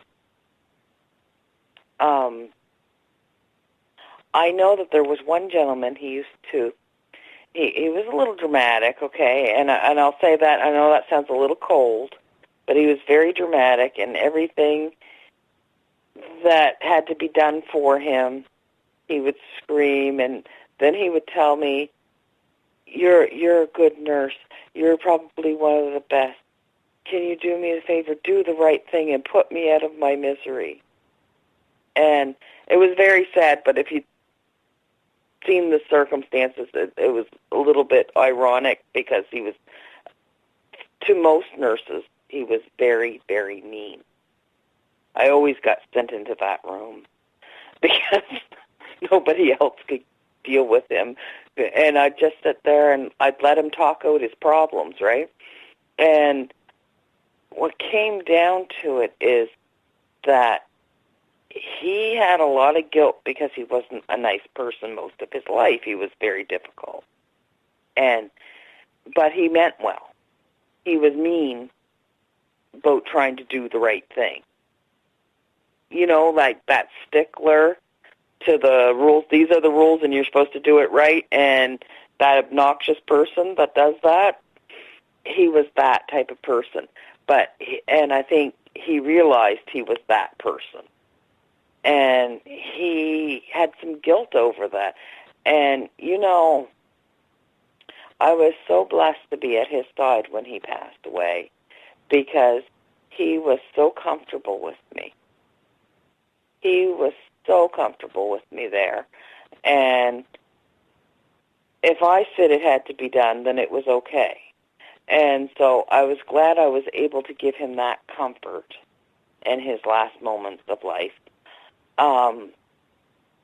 And he was, you know, because he was never married, he didn't have any children, and with that, he didn't have a whole lot of company or anything like that. So you have to take for granted. He was a little bit scared because even the minister wouldn't come visit him. Which is awful. Sounds awful. It is, and it is awful in many ways, because he was that difficult. He would argue with the minister, and that's why.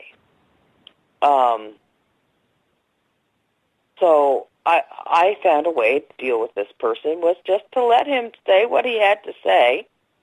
And then once he was done, I'd say, well, I can see what you're trying to tell me, but this has to be done for this reason. And that's the rules, and if I leave this room and it's not done, I'm in trouble. And we wouldn't want to break the rules now, would we? And it could be done. But he liked my way of reasoning with him. And other people would just get mad and frustrated, and they wouldn't be able to complete the task with him. But he ended up being the most pleasant person once you get talking to him. He had so many interesting hobbies he did because he was alone all the time. He had so many interesting things he did. That I learned things from him when he was unable to physically show me. I learned things from him. And I just found that he brought so much to me. And then thereafter, there was things I'm a jack of all trades, and I sew and everything, and I know how to do a lot of sewing. Anyway, he died, and I swear, when people die, sometimes when you've done your best to help them and be there with them, I find sometimes they sort of come back and bend the view sometimes for other people. That'd be my best word, or manipulate things for you.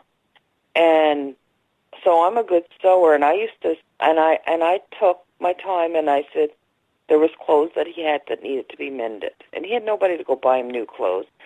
And I knew really to go and buy him new clothes wasn't something that he needed done for him at this point. Right. You know what I mean?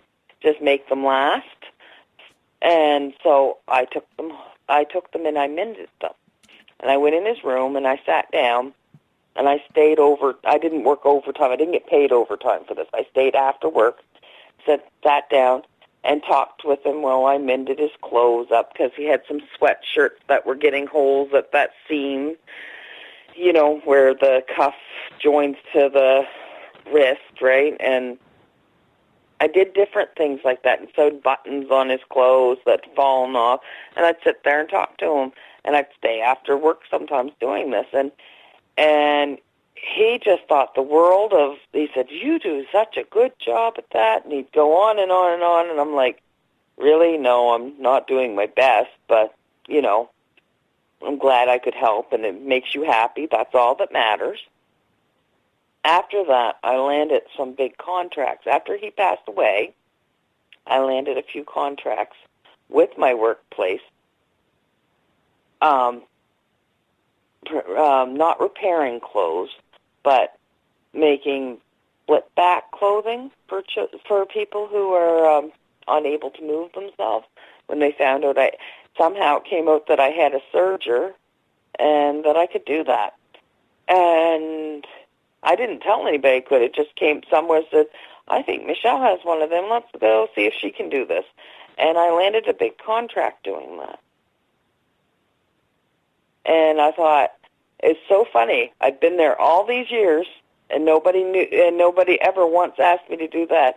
And a week after he passes away, all of a sudden, I'm flooded with something I love to do. So, you know what I mean? Something that gave me as much enjoyment as it gave the, you know, as it would help the people that it was doing it for. So, it was quite nice. So sometimes you get benefits for just being that person that's willing to take that moment. And it's always important to be the person to take that moment. No matter, not everybody's easy to be around. Right. You know, and, sorry, go ahead. Oh, I was going to ask another question here from Marty on Twitter, one of our favorite veterans listening to this show. Hi, Marty. Love you. Exactly. We love you, Marty. And you got a tight goatee and nice hair. Marty is asking, Michelle, what are your beliefs then regarding reincarnation? I believe that's very possible. I believe people have been reincarnated. Just because I believe that there's another side doesn't mean that some of the spirits don't choose to come back through, live it again. Why not? I mean, there's plenty of people that have old souls that it's almost undeniable that they perhaps were somebody else, and they have memories of a common person. We're not talking about somebody who remembers being Cleopatra. We're talking about somebody that remembers being Joe Blow down the road, and could tell you stuff about that. That's hard to deny. So I have to say, yes, of course there's reincarnation. I don't think people die and immediately go back to reincarnated. And I don't think everybody reincarnates. But I think there is a few that come back and say, I'm redoing it. Yeah. Would you?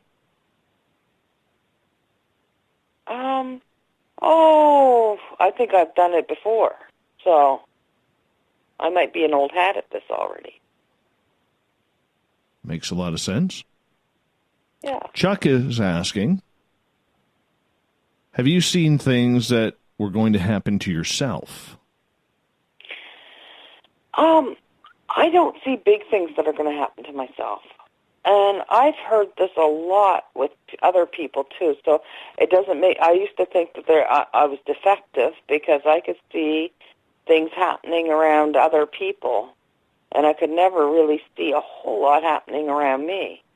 I get sixth senses about things, like, just little tiny things, like, move that glass off that table because in an hour it's going to fall. I've gotten advice before from the dead that told me, don't go there, that's not a good idea, and they turned out to be quite right.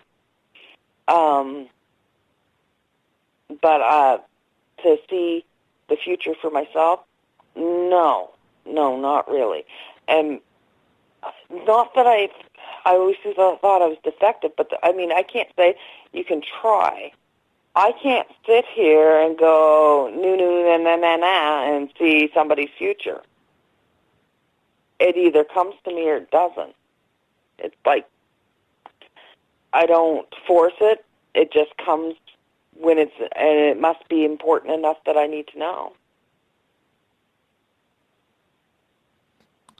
So, yeah. I want to get back to your hospice there, or your palliative care unit there, because as we got about 5 minutes here before we got to go to break, you did a real cool study for us about 1.5 years ago, where you were talking to 10 people, I believe, about aliens, because I had made a comment on the air that majority of elderly people don't believe in extraterrestrials, and you wanted to see if that was true, and I was actually quite startled by the results.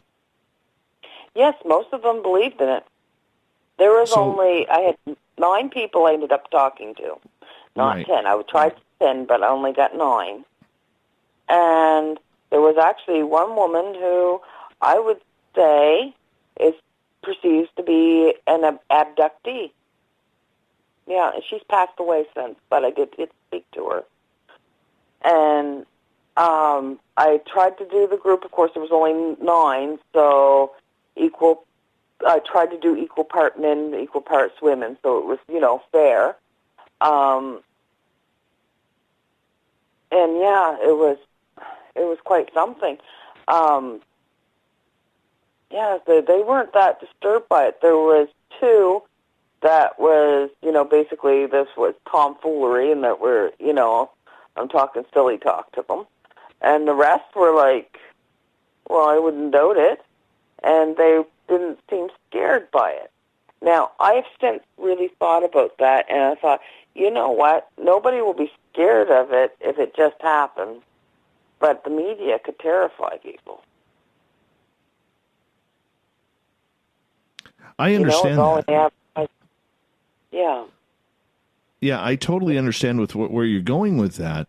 And I'm still a little bit on the edge of that, because maybe it's because of the religious community where I grew up in, or the fact that we have a number of people here where I live now that seem to not want to deal with a lot of these types of conversation, shall we say. And I live in a town where a major ET abduction happened in 1988. And it just seems like there is not a lot of wanting or yearning to talk about this type of subject. And I can understand that. But you would find, I think maybe here also, as I said, I'm sort of waterlogged around here. And there has been probably more sightings here than ever been reported. And it's a very religious area. The town I grew up in, I'm thinking in my head and trying to count how many churches you could see, and I would say there's 8, and for a community of 400 people. You know, that you could see. Now, I'm not talking about the ones on the outside of town, in the town. So, we're very religious. It's a very religious area. So, I'm thinking you would find, if you were to talk one-on-one, not trying to talk to them business was, but you know, you're sitting down having a cup of tea with somebody, or coffee, or, you know, iced tea, whatever you want to drink. Anyway, sitting down talking with somebody on a relaxed level, you would find that they would tell you more as their friend than they would, you know, as the Joe that lives down the street just came up and asked me UFOs. You know, I told her to take a hike because I don't want them to know what I really feel. So back to that study then, Michelle, as we're winding down to break here for just a little bit. When you take a look at the elderly that you spoke with, was there a commonality that they did believe that there was something coming up? Yeah, they believe that there is very possible. Wonderful. There, yeah. Wonderful. You hold on 1 second here, because we're going to go to break at the top of the hour here. Goddess Michelle, one of our Twitter listeners, hanging out with us, talking about her lifelong experiences with the strange and weird on Spaced Out Radio. More right after this.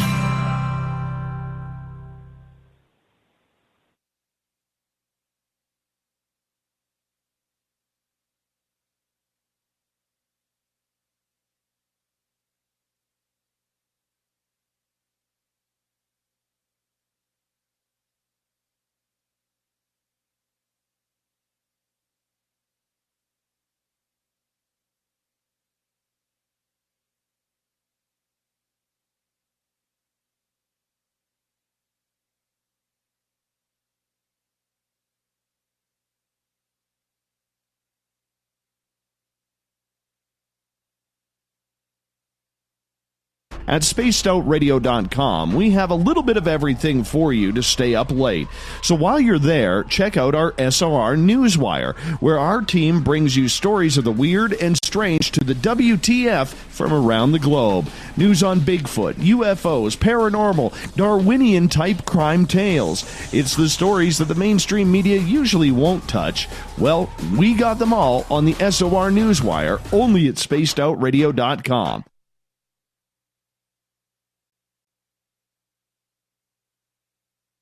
The freedom to post what you want, when you want. That's the social media freedom you need. Social Media Freedom is the free app in your app store. No need to worry about going to jail or being shadow banned any longer. It's the freedom to say what you feel. The freedom to know Big Brother isn't watching. It's the way social media is supposed to be. Social Media Freedom.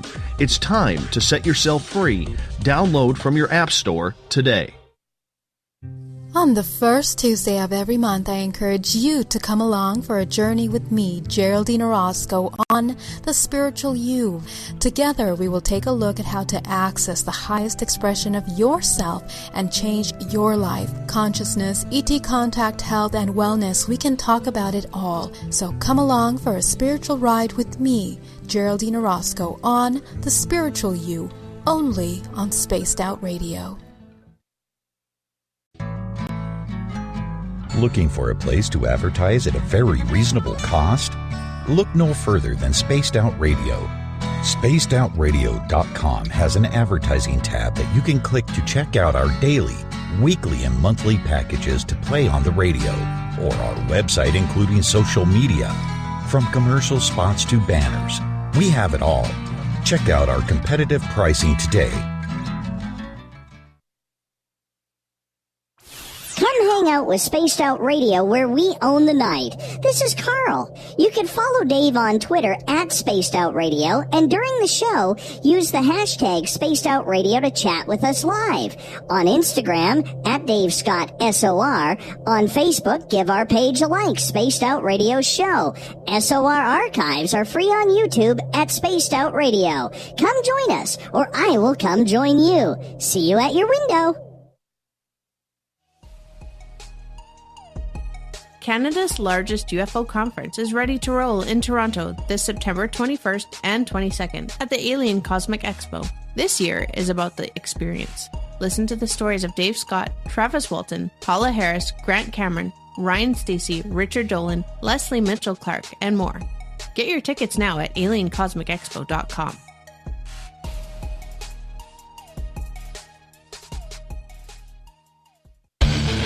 The Call of the Wild is in Vancouver. The Moose Vancouver is one of the hottest bars and restaurants in the city. Open until 2 a.m. nightly, the Moose will rock you like a hurricane all night long. Great food with everything on the menu at $6.95 near the corner of Nelson and Granville. Get your horns up and come rock with us. The Moose Vancouver, the official rocking bar of Spaced Out Radio. Find your escape where time has no limits. It's about living today and cherishing the heritage of yesterday. A spirit of adventure for what is new with the nostalgia of the past. Your timepiece is a reflection of who you are. Life surrounded by beauty from the world around us to the soul within. EscapeWatches.com. There is no time like the present to enjoy your escape. Use promo code SMF2017 for your 20% discount today. Looking for the stories of the strange and weird that you will find hard to find anywhere else? Check out the SOR Newswire on our website. Our writers, led by Captain Shirk, are scouring the world for the oddest and most bizarre stories we can find. Everything from weird crime to suspenseful and paranormal. We're working hard for you to bring you the most intriguing news of your day. Check out the SOR Newswire at spacedoutradio.com today. Visit purpleplates.com today. For over 40 years, the Purple Energy Plates have been delivering amazing results for their many customers. Inspired by the great genius Nikola Tesla, the harmony, healing, and energetic effects of the plates have proven over and over to be beneficial and often miraculous to thousands of customers. Check their site for daily specials and choose from their many energy products. You won't be sorry. Visit them today at purpleplates.com. We are getting ready to relaunch the SOR Space Travelers Club at spacedoutradio.com. For $5 a month, you can join us for a plethora of features found nowhere else. Hang out in a private chat room during the show and after party. You can check out some exclusive content and a store specifically for you, as well as a private listener forum where you can post your thoughts, stories, and pictures. The SOR Space Travelers Club, coming soon to spacedoutradio.com. So, you love talk radio? Then you'll love TalkStreamLive.com. TalkStream Live is always on, 24/7, with the best streaming talk shows. Find your favorite talkers and discover some new ones. It's free, readily available online or on mobile with any smartphone or tablet. Finding your favorite talk shows all in one place has gotten a whole lot easier. Just go to TalkStreamLive.com. Be sure to download the free apps from Google Play or the iTunes App Store. Heading to Vancouver and looking for a night on the town?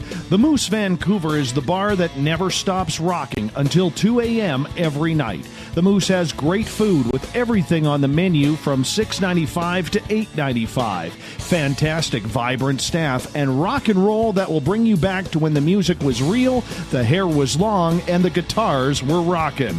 Get your party on at the Moose Vancouver, the official party bar of Spaced Out Radio.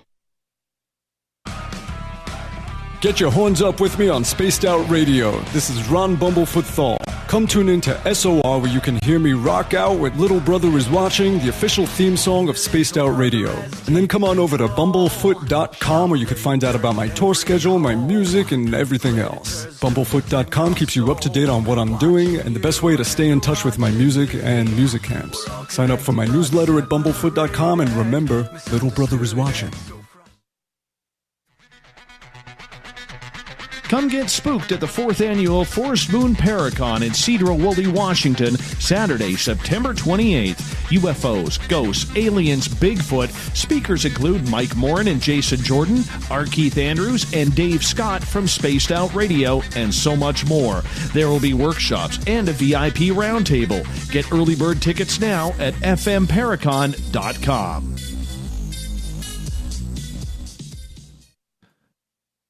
And welcome back to Spaced Out Radio tonight. I am your host, Dave Scott. Thank you so much for being with us tonight. Tomorrow night on the show, Tessa Nicole Thomas is back with Spaced Out Weekend, Saturday and Sunday night. We get going at 9 o'clock Pacific, 12:06, make that 12 o'clock a.m. Eastern at spacedoutradio.com. We welcome back everyone listening in on our terrestrial affiliates, KDUN AM 1030 in Reedsport, Oregon, KZFX 93.7 FM in Ridgecrest, California, WQEE 99.1 FM in Newnan, Georgia, and UPRN 107.7 FM in New Orleans. On the digital side, hi to everyone listening in on Revolution Radio and Deep Talk Radio. Good to have you with us. Remember, you can set up all of our archives for free and check them on out at youtube.com/Spaced Out Radio. Just do me the favor, hit that subscribe button.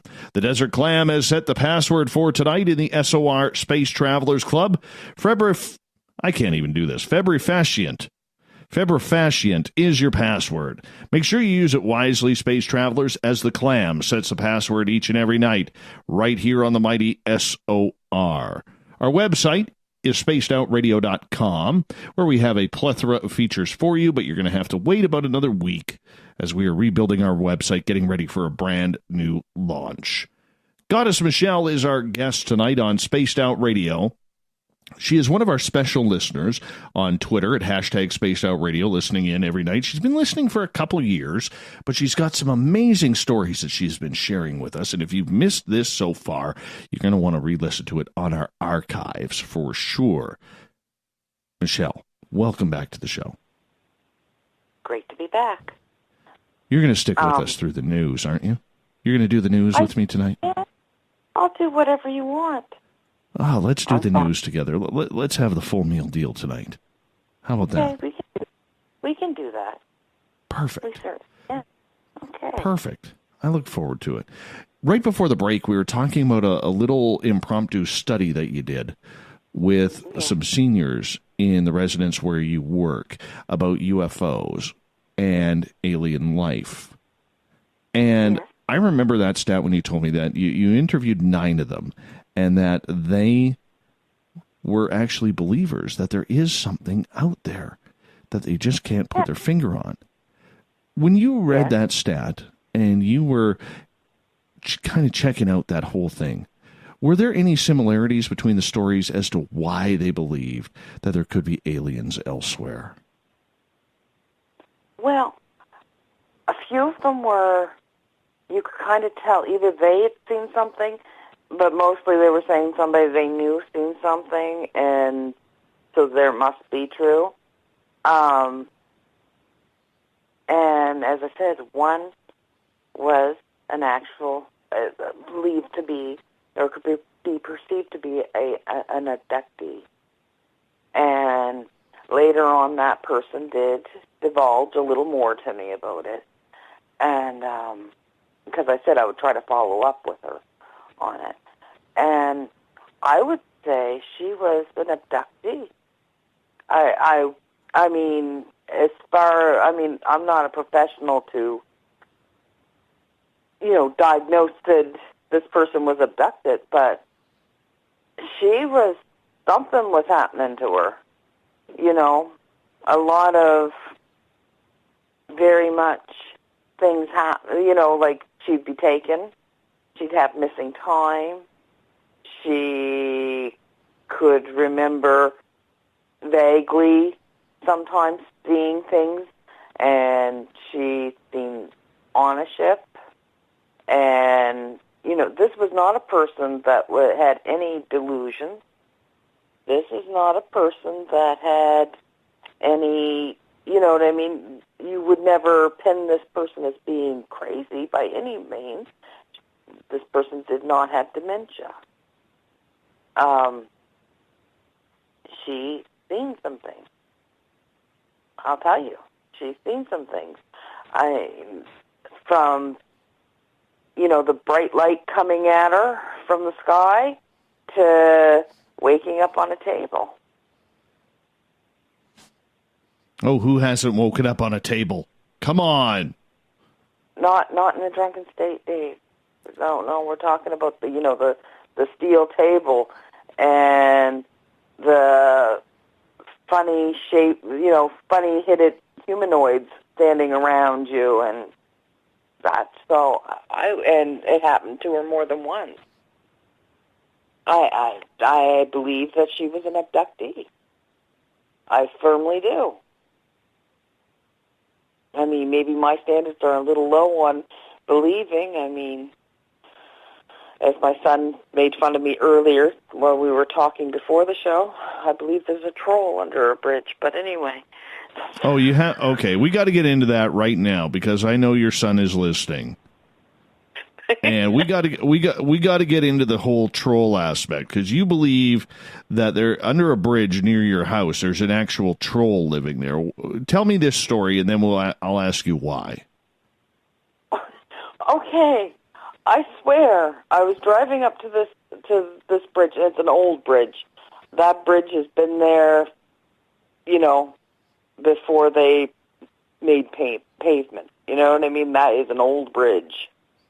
And it's been rebuilt a few times, but anyway.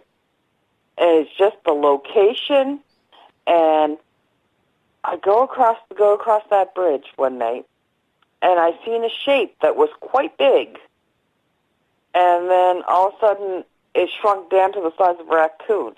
Mind you, that could be the power of the light, but as you get closer to something, generally it doesn't get smaller. I thought there was a child outside when I first seen it, like that size. And then suddenly it went down to the size of a raccoon.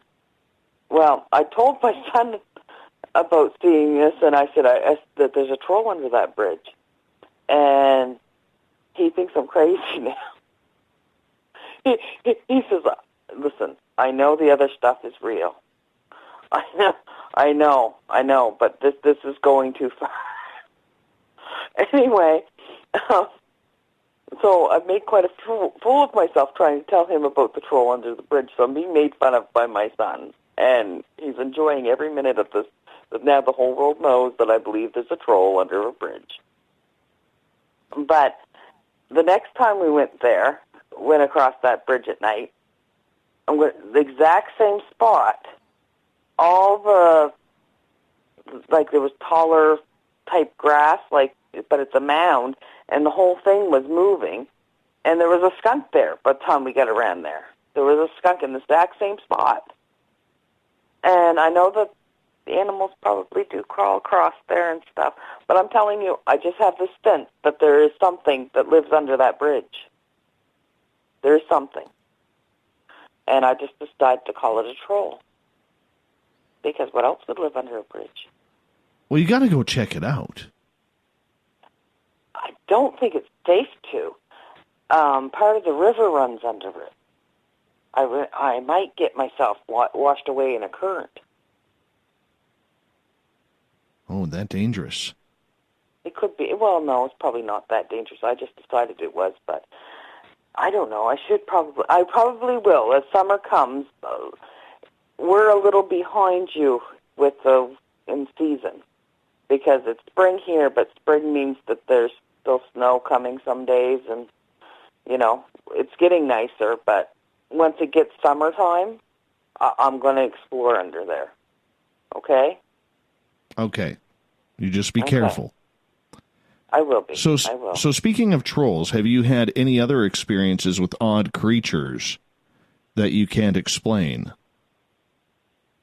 Well, my kids, one time, I have amazing children.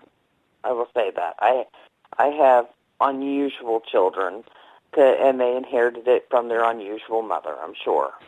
But keep in mind, when I grew up being so different, I kept what I seen and what I did. I was very careful not to ever involve my kids in it. I didn't want them to grow up with the strange mother that sees things. So, I seen things. I kept it to myself. It was, you know what I mean? I made sure they didn't know. If I had to talk to somebody about it, they weren't around. They were not in earshot. They didn't know. And two of my kids actually astral travel, and nobody can convince me different. When you have two kids, they're not even teenagers yet, sitting there talking about their dreams together, about what they did together in their dreams.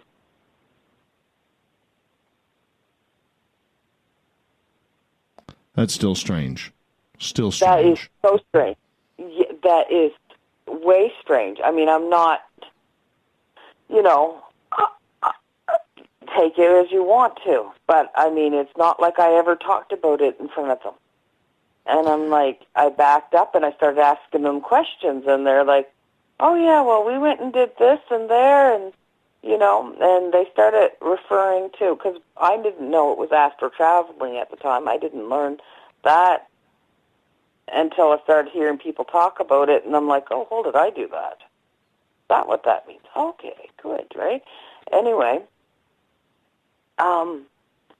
so we called it La La Land because I said, I think I'll meet up with them one night, and I want to see what these guys are up to, right? See if they're really doing this. And so I met up with them one night, and the next day I stayed quiet, kept my lips, and they go, Mom, you were there, don't you remember? We went here and we did that. And I go, yes, I did. I do remember. But then I knew for sure, nailed it, you guys actually did do this. That's wow. That's why I decided it's genetic. It's in our blood to do so. Anyway, so, it's just, it's how it is. My son's seen me do a lot of things, so when he tells me that the troll's crazy, I have to give up on the troll, although I'm going to go searching. I'm going to search for evidence that there's a troll there. But my kids have seen fairies, and we don't get those red-topped toadstools here. They don't grow here. Not as far as I know. Not in this area. And there was an actual red-topped toadstool growing, and my oldest daughter swears she's seen a fairy flying around it. And in a day, it had melted down to nothing. It was no longer there. But honestly, there was one. And I've never seen one here again. Not joking. So I haven't. I know we had a hobgoblin for a while in our house. I never. Oh, what is that? What is that? A hobgoblin, like a house elf. It's something that you have to feed to keep it happy, or it destroys your house. Really, it turns into something mean. Some people call them brownies. Okay. It liked fruit cocktail. I would leave it those little cups of fruit cocktail, and it would stay happy. So what would happen? How did you notice that this was in your home? Things went missing. I had 10 dustpans go missing on me, and when I moved from that home, we never did recover the 10 dustpans. They should have shown up somewhere. They didn't go out in the garbage. They didn't go out, you know what I mean? Like 10 dustpans. They'd go missing. And that's just one of the things that I can think of right off the top of my head that would go missing. Things just would go missing. And so my oldest daughter was talking to it. She says, "Oh yeah, he lives downstairs in the basement in that little that back room," and it was like what was one time a cold cellar. I go, "It lives down there," and I could feel something, and then I started leaving it. I said, "Well, I wonder if it isn't," and I just sort of got a feeling, and I started leaving it fruit cups, and it would eat it, whether the kids were home or not. That fruit cup package would be empty. Wasn't the cats? No, cats don't eat fruit cups. First off, it was emptied. I'm telling you, no, the cats didn't go down there either. That's another story. It was a dirt floor down there, and I didn't send the cats down there because sometimes they thought it was a large litter box, but they weren't allowed down there. So no, it was eating the fruit cup. When did it disappear? When did it leave? Or is it still there? It's probably still in that house, yes.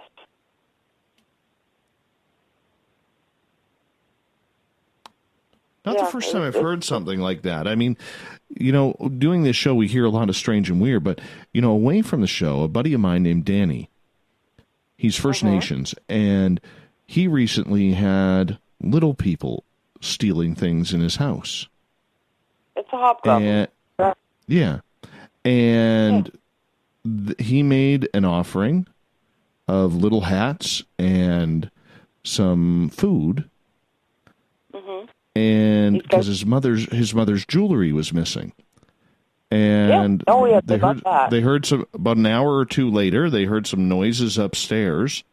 And when they went upstairs to check on what those noises was, the little hats and the food were gone, and all Mom's jewelry were back. Oh, that's good. He brought it back. That's good. Yeah. Sometimes they don't return it, even with the food. I got to tell you, the dustpans never returned.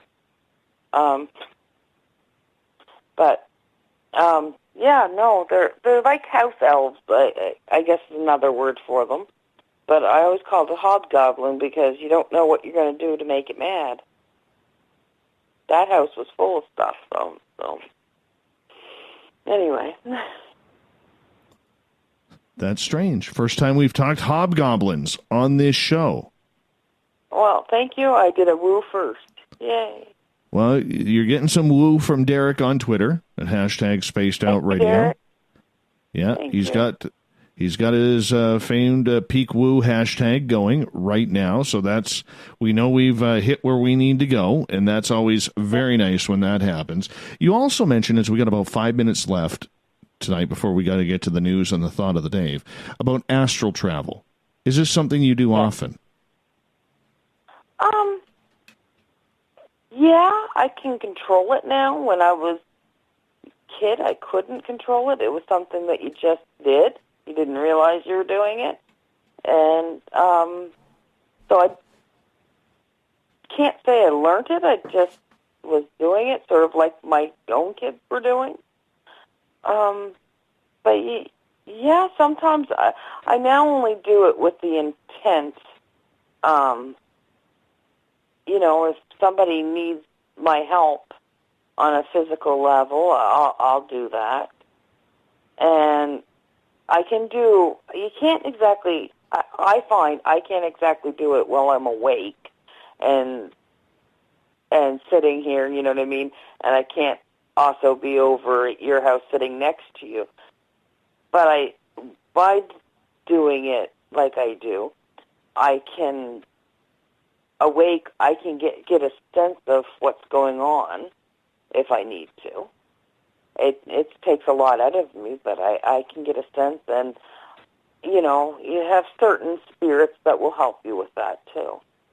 As you know, well, at least I do. I have some spirits that will help. So what's that like, though, to travel like that, to travel out of your body and into the unknown? Well, the thing is I don't understand why people talk about it being. I've never found anything too scary about it, and maybe it's like going to the corner store when you're young. You know what I mean? Like, it's something I've done always, so to me, it's normal. Mm-hmm. And my normal is a little different than everybody else's, but it's different. I mean, it all depends on your mindset, too. I'm a fairly positive person, and so with my positivity, it kind of helps. I think it keeps you to a happier realm of things, you know. But a lot of times, I mean, I can do that and go into somebody's home. It's not remote viewing. I'm doing it from there, and I can go and say, Dave, I felt that say there was a reason you said you needed me to come and take a look at something going on spiritual in your house, okay? Like a ghost or something you needed. I could astral travel and go there and see what I could do, right? See if I could talk to that spirit, because I can go on that side of the realm. I can stand there, because if I can talk to them sitting here, why can't I talk to them there? It's just a matter of separating yourself. I could see that. What's the feeling like? What's the feeling like when you leave? Are you connected to a cord, or are you just free flying? No, I'm pretty free when I go. I would say I've always had a cat. And I don't know that I would astral travel if I didn't have a cat, because they're my anchor. Every cat I've ever had almost can't live without me. You know what I mean? When, like, I don't go to sleep without them right beside me, and they've always slept by my head, not by my feet, but by my head. And I think I've, for a long time, used them as my anchor. You know what I mean? You could feel them there, and animals have an uncanny sense. I could say a person could do that with a dog. Probably not a turtle, but, you know, a rabbit, or, you know what I mean, whatever your choice of pet was, if it was a free-in-the-house roaming pet. They could probably turn it into their anchor. I'm sure that's where the idea of familiars came from for witches. But a cat will lay by your head, and they will wake you up. I've not had a cat that won't wake you up and bring you back. Michelle, on that note, we got to go to commercial break at the bottom of the hour. Michelle's going to stick with us for the SOR Newswire and the Thought of the Day coming out. More Spaced Out Radio right after this.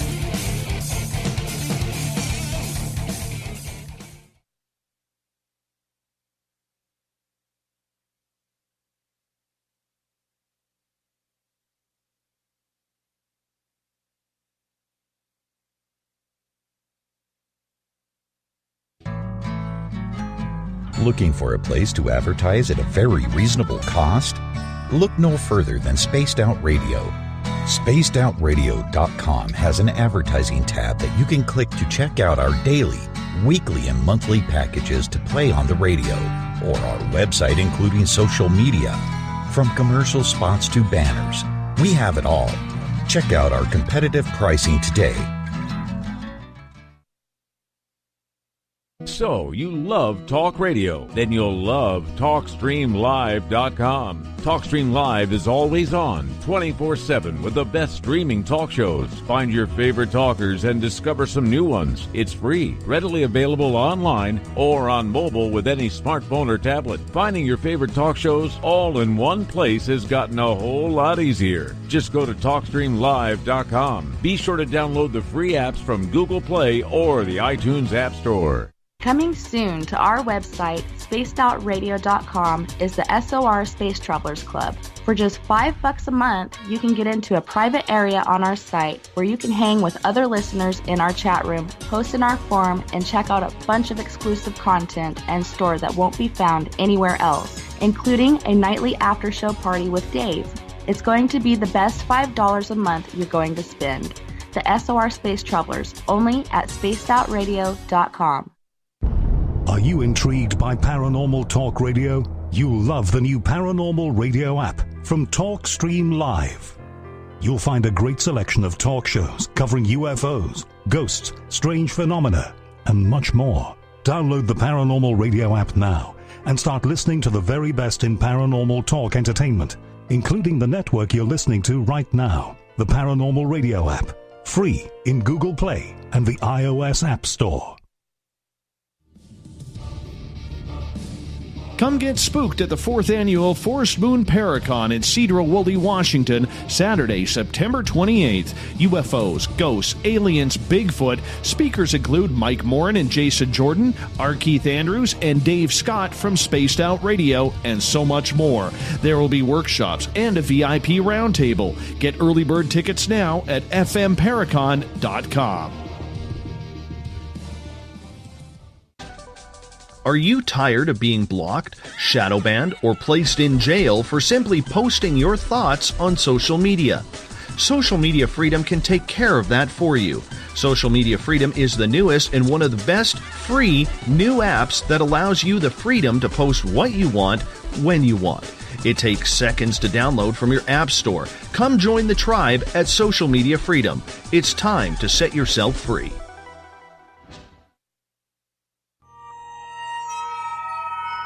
You hear footsteps in the empty room above you. A rocking chair begins rocking by itself. Don't be afraid of the things that go bump in the night. Reach for Spirit Storybox, the iPhone app the Huffington Post UK called the only ghost hunting app you will ever need. Spirit Storybox. The spirits are telling their stories. Are you listening? A timepiece is a reflection of who you are, and what better way to show off the real you than with an Escape watch? Escape is a lifestyle brand accessorizing your days and nights. Choose to escape and create the life of discovery that you deserve.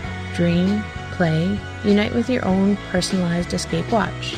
Head to escapewatches.com. There is no time like the present to enjoy your escape. Use promo code SMF2017 for your 20% discount today. Heading to Vancouver and looking for a night on the town? The Moose Vancouver is the bar that never stops rocking until 2 a.m. every night. The Moose has great food with everything on the menu from $6.95 to $8.95. Fantastic, vibrant staff and rock and roll that will bring you back to when the music was real, the hair was long, and the guitars were rockin'. Get your party on at the Moose Vancouver, the official party bar of Spaced Out Radio.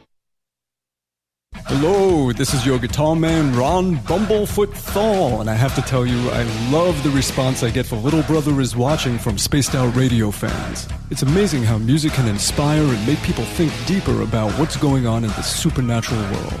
You can head over to my website, bumblefoot.com, to check out my music, my guitar workshops, my touring, even check out some of the hot sauces that I'm working on. And make sure you keep on listening, because with Spaced Out Radio, you know Little Brother is watching. Coming up this September 21st and 22nd, all UFO eyes will be focused on Toronto for the 4th Annual Alien Cosmic Expo. Come listen to some of the biggest names and experiencers in ufology. Travis Walton, Paul Hellyer, Richard Dolan, Paula Harris, Grant Cameron, Randy Kramer, and Spaced Out Radio's own Dave Scott. Tickets are on sale now at aliencosmicexpo.com. Did you know Spaced Out Radio runs 7 days a week? Hi there, this is Tessa Nicole Thomas, and I'm here to take you on a paranormal journey each Saturday and Sunday night. Why change the station when you have it all right here? Together, we'll hang out and share some strange and scary stories. And don't forget, we have Psychic Sundays as well, so come tune in Spaced Out Weekend. We get going at 9 p.m. Pacific, midnight Eastern, only at spacedoutradio.com, where we own the night. Visit purpleplates.com today. For over 40 years, the Purple Energy Plates have been delivering amazing results for their many customers. Inspired by the great genius Nikola Tesla, the harmony, healing, and energetic effects of the plates have proven over and over to be beneficial and often miraculous to thousands of customers. Check their site for daily specials and choose from their many energy products. You won't be sorry. Visit them today at purpleplates.com. We're bringing scientific thought to the paranormal. Hi there, this is Spaced Out Radio scientist Chris Cogswell. Join me, Chris Zuger, and Dave Scott the second Wednesday of every month, where we break down the who from the woo when it comes to everything paranormal. We'll investigate and try to bring sensible answers to those straight and sometimes outlandish questions people have. Hey, not everything is an answer, but we'll do our best. Listen in to Reality Paranormal only on Spaced Out Radio.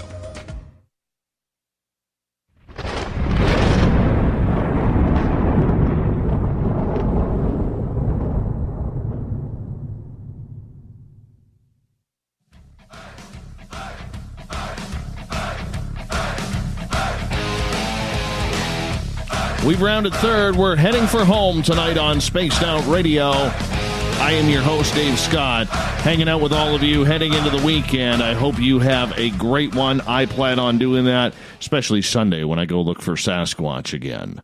Oh, yes. This is my year, my time. Reminder, if you have missed part of this show or others, you can always head over to our YouTube channel, youtube.com/Spaced Out Radio.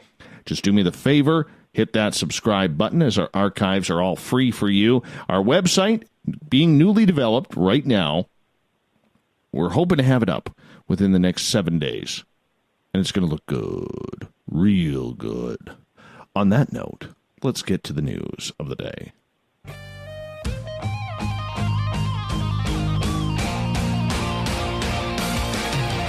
you there?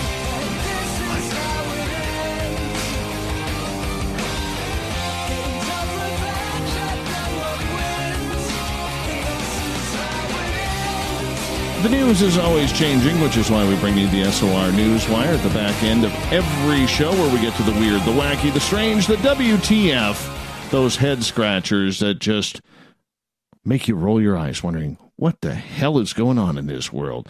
All of our news is provided by Captain Shirk from the SOR Newswire, our intrepid news director. Joining me for the news tonight, Goddess Michelle. You get the full meal deal tonight. Full meal deal, Michelle. Oh, goody. All right, let's get to it. We're going to let you pick the first story. All right, do you want to get to men stealing pot or churches combining for exorcism practices? Your call. Oh, the churches. Let's go with that. All right. I thought you would go with that one. I really did. Well, apparently exorcisms now are going multidimensional and multi-denominational. Oh, my. So, oh, yeah. So, the battle with Satan, literally, we're at center ice here in Madison Square Garden, and the churches are dropping the gloves with Beelzebub himself. So, where they were competing for souls via religion versus religion, they've all said, heck with it. Let's just fight Satan himself. The Roman Catholic Church has for the first time opened up its annual exorcism class in Rome to representatives of all major Christian faiths. Yes. Wow. Yeah. That can only go wonderful, can it? Oh, yeah. So now we got 250 Catholics, Lutherans, Greek Orthodox, and Protestant priests having to assemble to arm themselves with the sword of the Holy Word to battle Satan amid the souls of their parishioners. The Catholic Church insists, however... What's that, Michelle? There seems to be an uptake in possessions in the last 10 years, but just to point that out. But well, we're trying to get some demon talk coming up here in June. Yeah. We've got to figure this part out. But apparently, the Catholic Church insists demonic possession is on the rise. In 2014, it formally recognized the ancient ritual of exorcism under canon law, gave official approval to the formal creation of International Association of Exorcists. I got to know, why didn't they just call the paranormal groups out there who have all these demonologists who are experts? You know, how do you get to I have no idea. I have no idea. So this is what's happening, the sword of the Spirit. We are called to fight against the devil with all of our might and determination, keynote speaker and Catholic priest Jose Enrique Oyarzun addressed the assembled exorcists in Rome. In this enlightened age, the practice sounds odd to many, and that's the problem. Exorcists insist. Speaking in lost tongues, vomiting weird objects, unexplained wounds, wreathing, shaking, shrieking abuse, supernatural strength. God, we're just talking about the Iron Sheik here. While there is rarely evidence beyond the anecdotal, exorcism practitioners insist their behind-closed-doors experiences are very real, and it's a threat Pope Francis himself has been keen to highlight, making regular references to the power of the devil in his sermons. I believe in possession. I've seen it. So, yeah, that's not good. And I do believe that it's on a rise, but I don't believe a priest can get rid of it out of your house. You have to get rid of it. And the person who's possessed has to not want it. You can get it out of your house. So, anyway, but that's a whole other topic some other time. Well, we're going to switch from killing demons to killing people.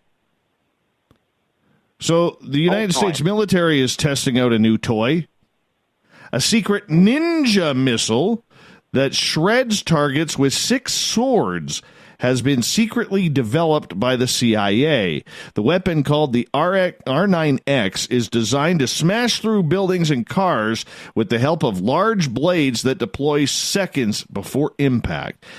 Called the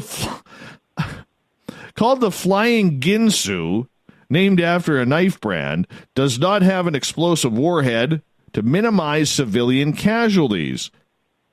So apparently, Abu Khair al-Masri, the deputy leader of Al-Qaeda, was reportedly killed by one of these missiles in February 2017. His car was shredded by the ninja missile as he drove through Idlib in northern Syria. According to the Wall Street Journal, the goal of the weapon is to reduce the unintended casualties caused by more conventional missiles that detonate and engulf both targets and their surroundings. This just doesn't sound like fun. How would you claim the insurance on that car wreck? I don't know. How does the paperwork look like? I'm looking at Abu Khair al-Masri's car right now. Looks like it hit a moose, to be honest. Ooh, that's not good. But, I mean, like, how, like, on a top secret, hit by a top secret weapon? What? I mean, is there a category for it? I don't know. How much risk do? I'm just wondering. Well, this is what we do know. All right. The Flying Ginsu is a modified version of a Hellfire missile, usually around 5 feet in length, weighing 100 pounds, that has been deployed by U.S. drones and usually causes a large blast area that scorches targets and their surroundings. Around 6 operations in locations such as Libya, Yemen, Somalia, Iraq, and Syria are all have said to have seen this bladed projectile coming at you. Oh, that just doesn't sound fun. It doesn't sound fun at all, being chopped up. I mean, why not just drop Jason? Let him go at him with a machete. Good enough. Yeah. All right. Here's a sick story out of North Korea. You know, they're all concerned about the defectors to South Korea. Well, agents from the hermit country reportedly planted a GPS tracking device in a toy frog of a young girl that they knew was about to defect with her parents. Oh, my. Well, pardon me, her parents had already defected. The little girl was getting ready to defect, so they put a GPS on her.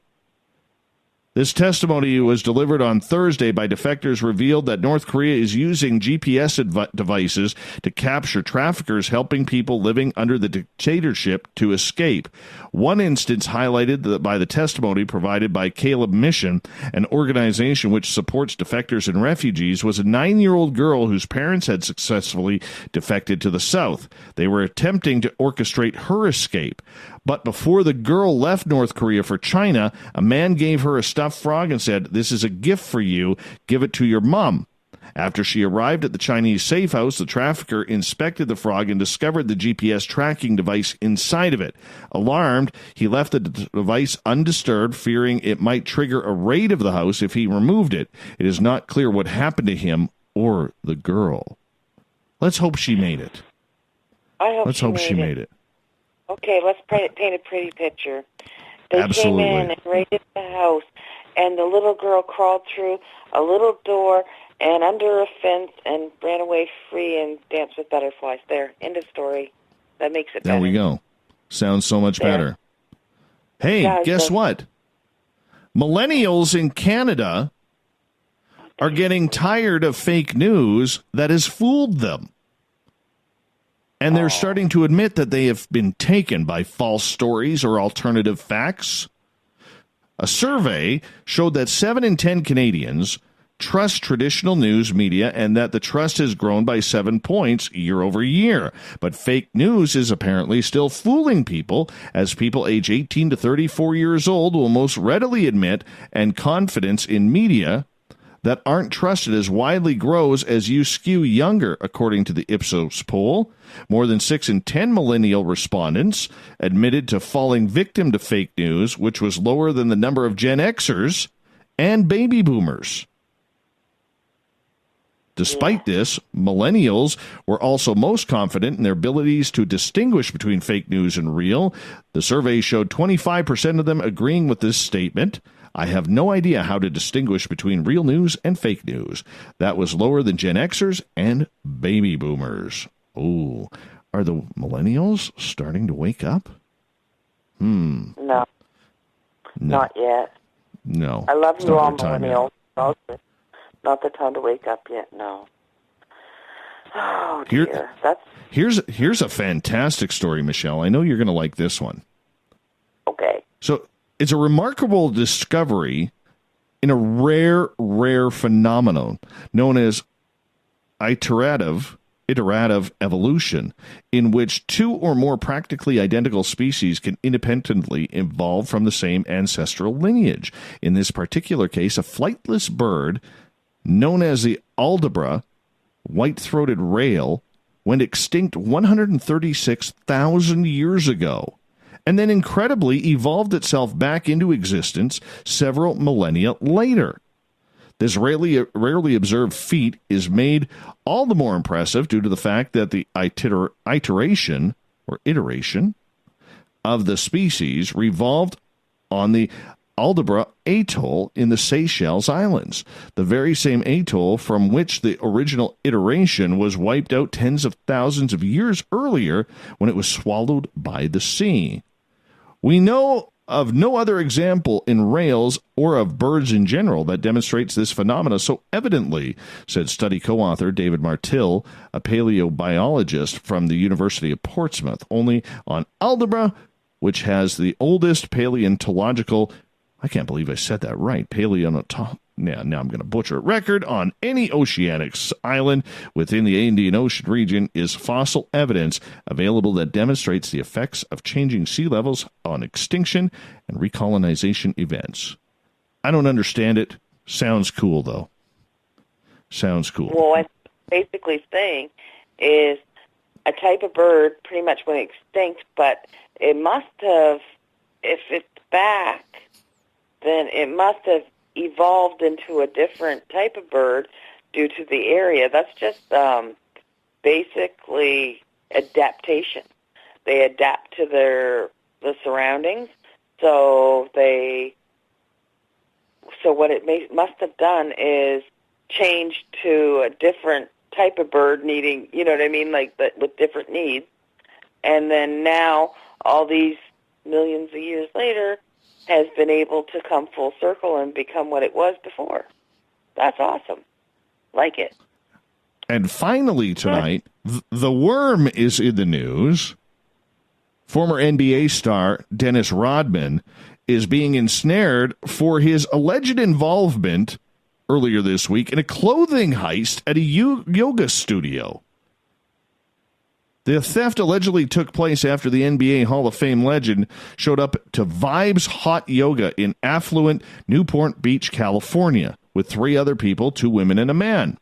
In the surveillance video provided, Rodman and one of the women can be seen pursuing items in the reception area of the popular yoga establishment before the woman begins to remove the garment from one of the racks. The woman then walks directly behind Rodman, who appears to shield her from a receptionist sitting behind a large desk while she stashes the goods in her purse.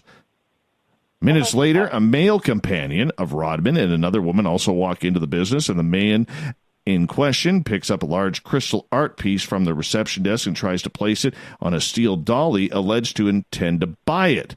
However, the man dropped the crystal, shattering it on the floor, just as the woman in the green shirt was seen grabbing another article of clothing and shoving it into her purse. This isn't good for old Dennis. Reps for Rodman didn't immediately respond to media requests. However, an attorney for the flamboyant hustle player declined to comment, saying it's way too premature. The group allegedly made off with more than $500 in merchandise during the brazen heist, in addition to breaking the $2,500 crystal. Oh, Dennis. Really? He could pay for that? $500 worth of clothing?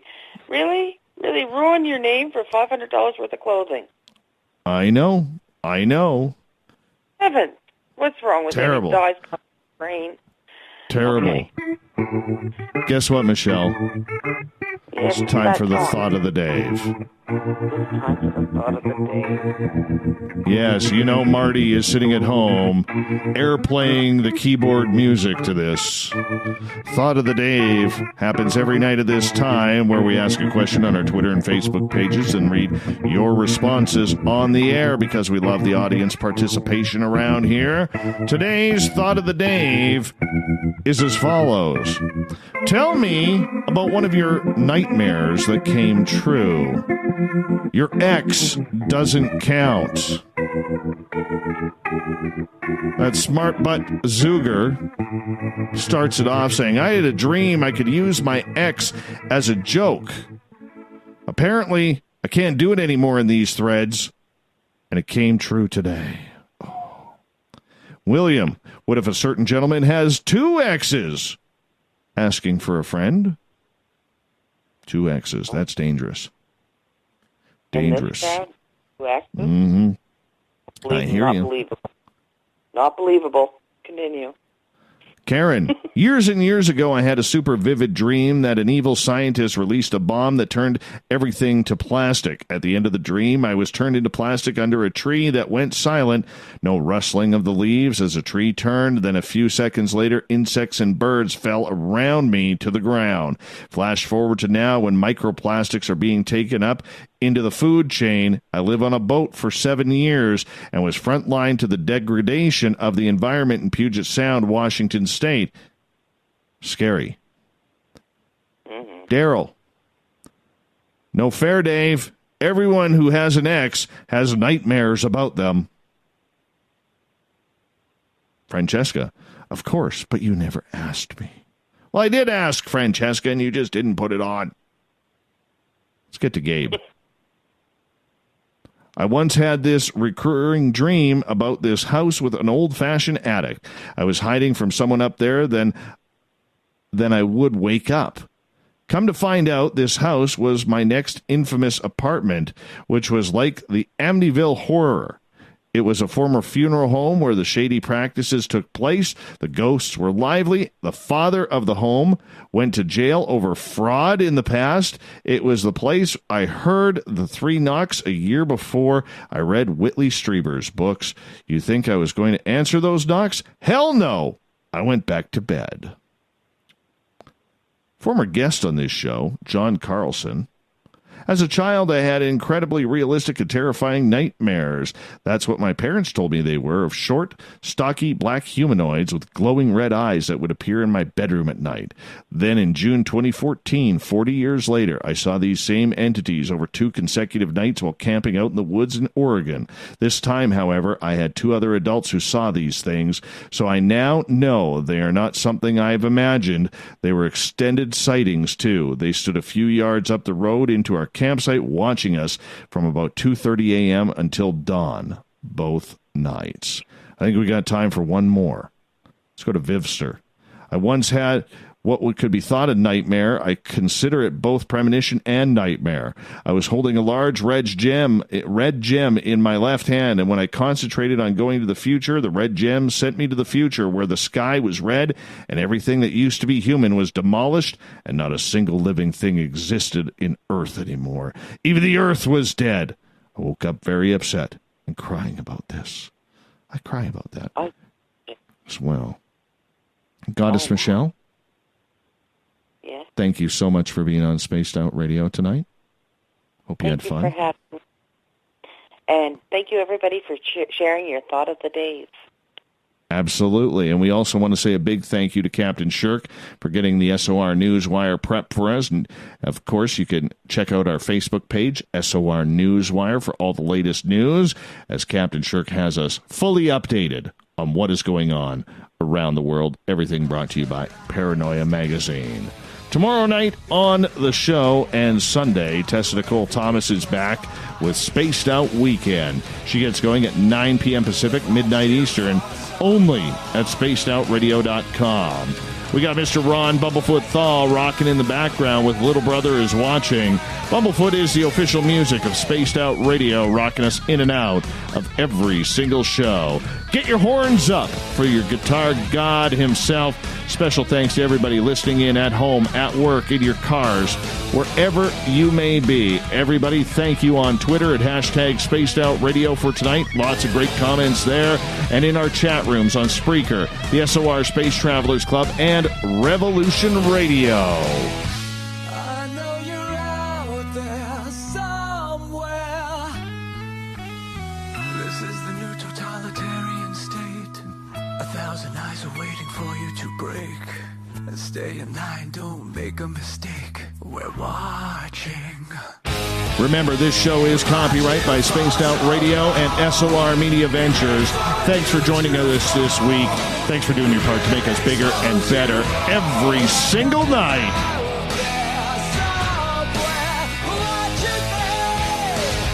Because together, my friends, we own the night. I will talk to you on Monday. Mr. Bumblefoot, we need a favor. We need you to take us home. Good night.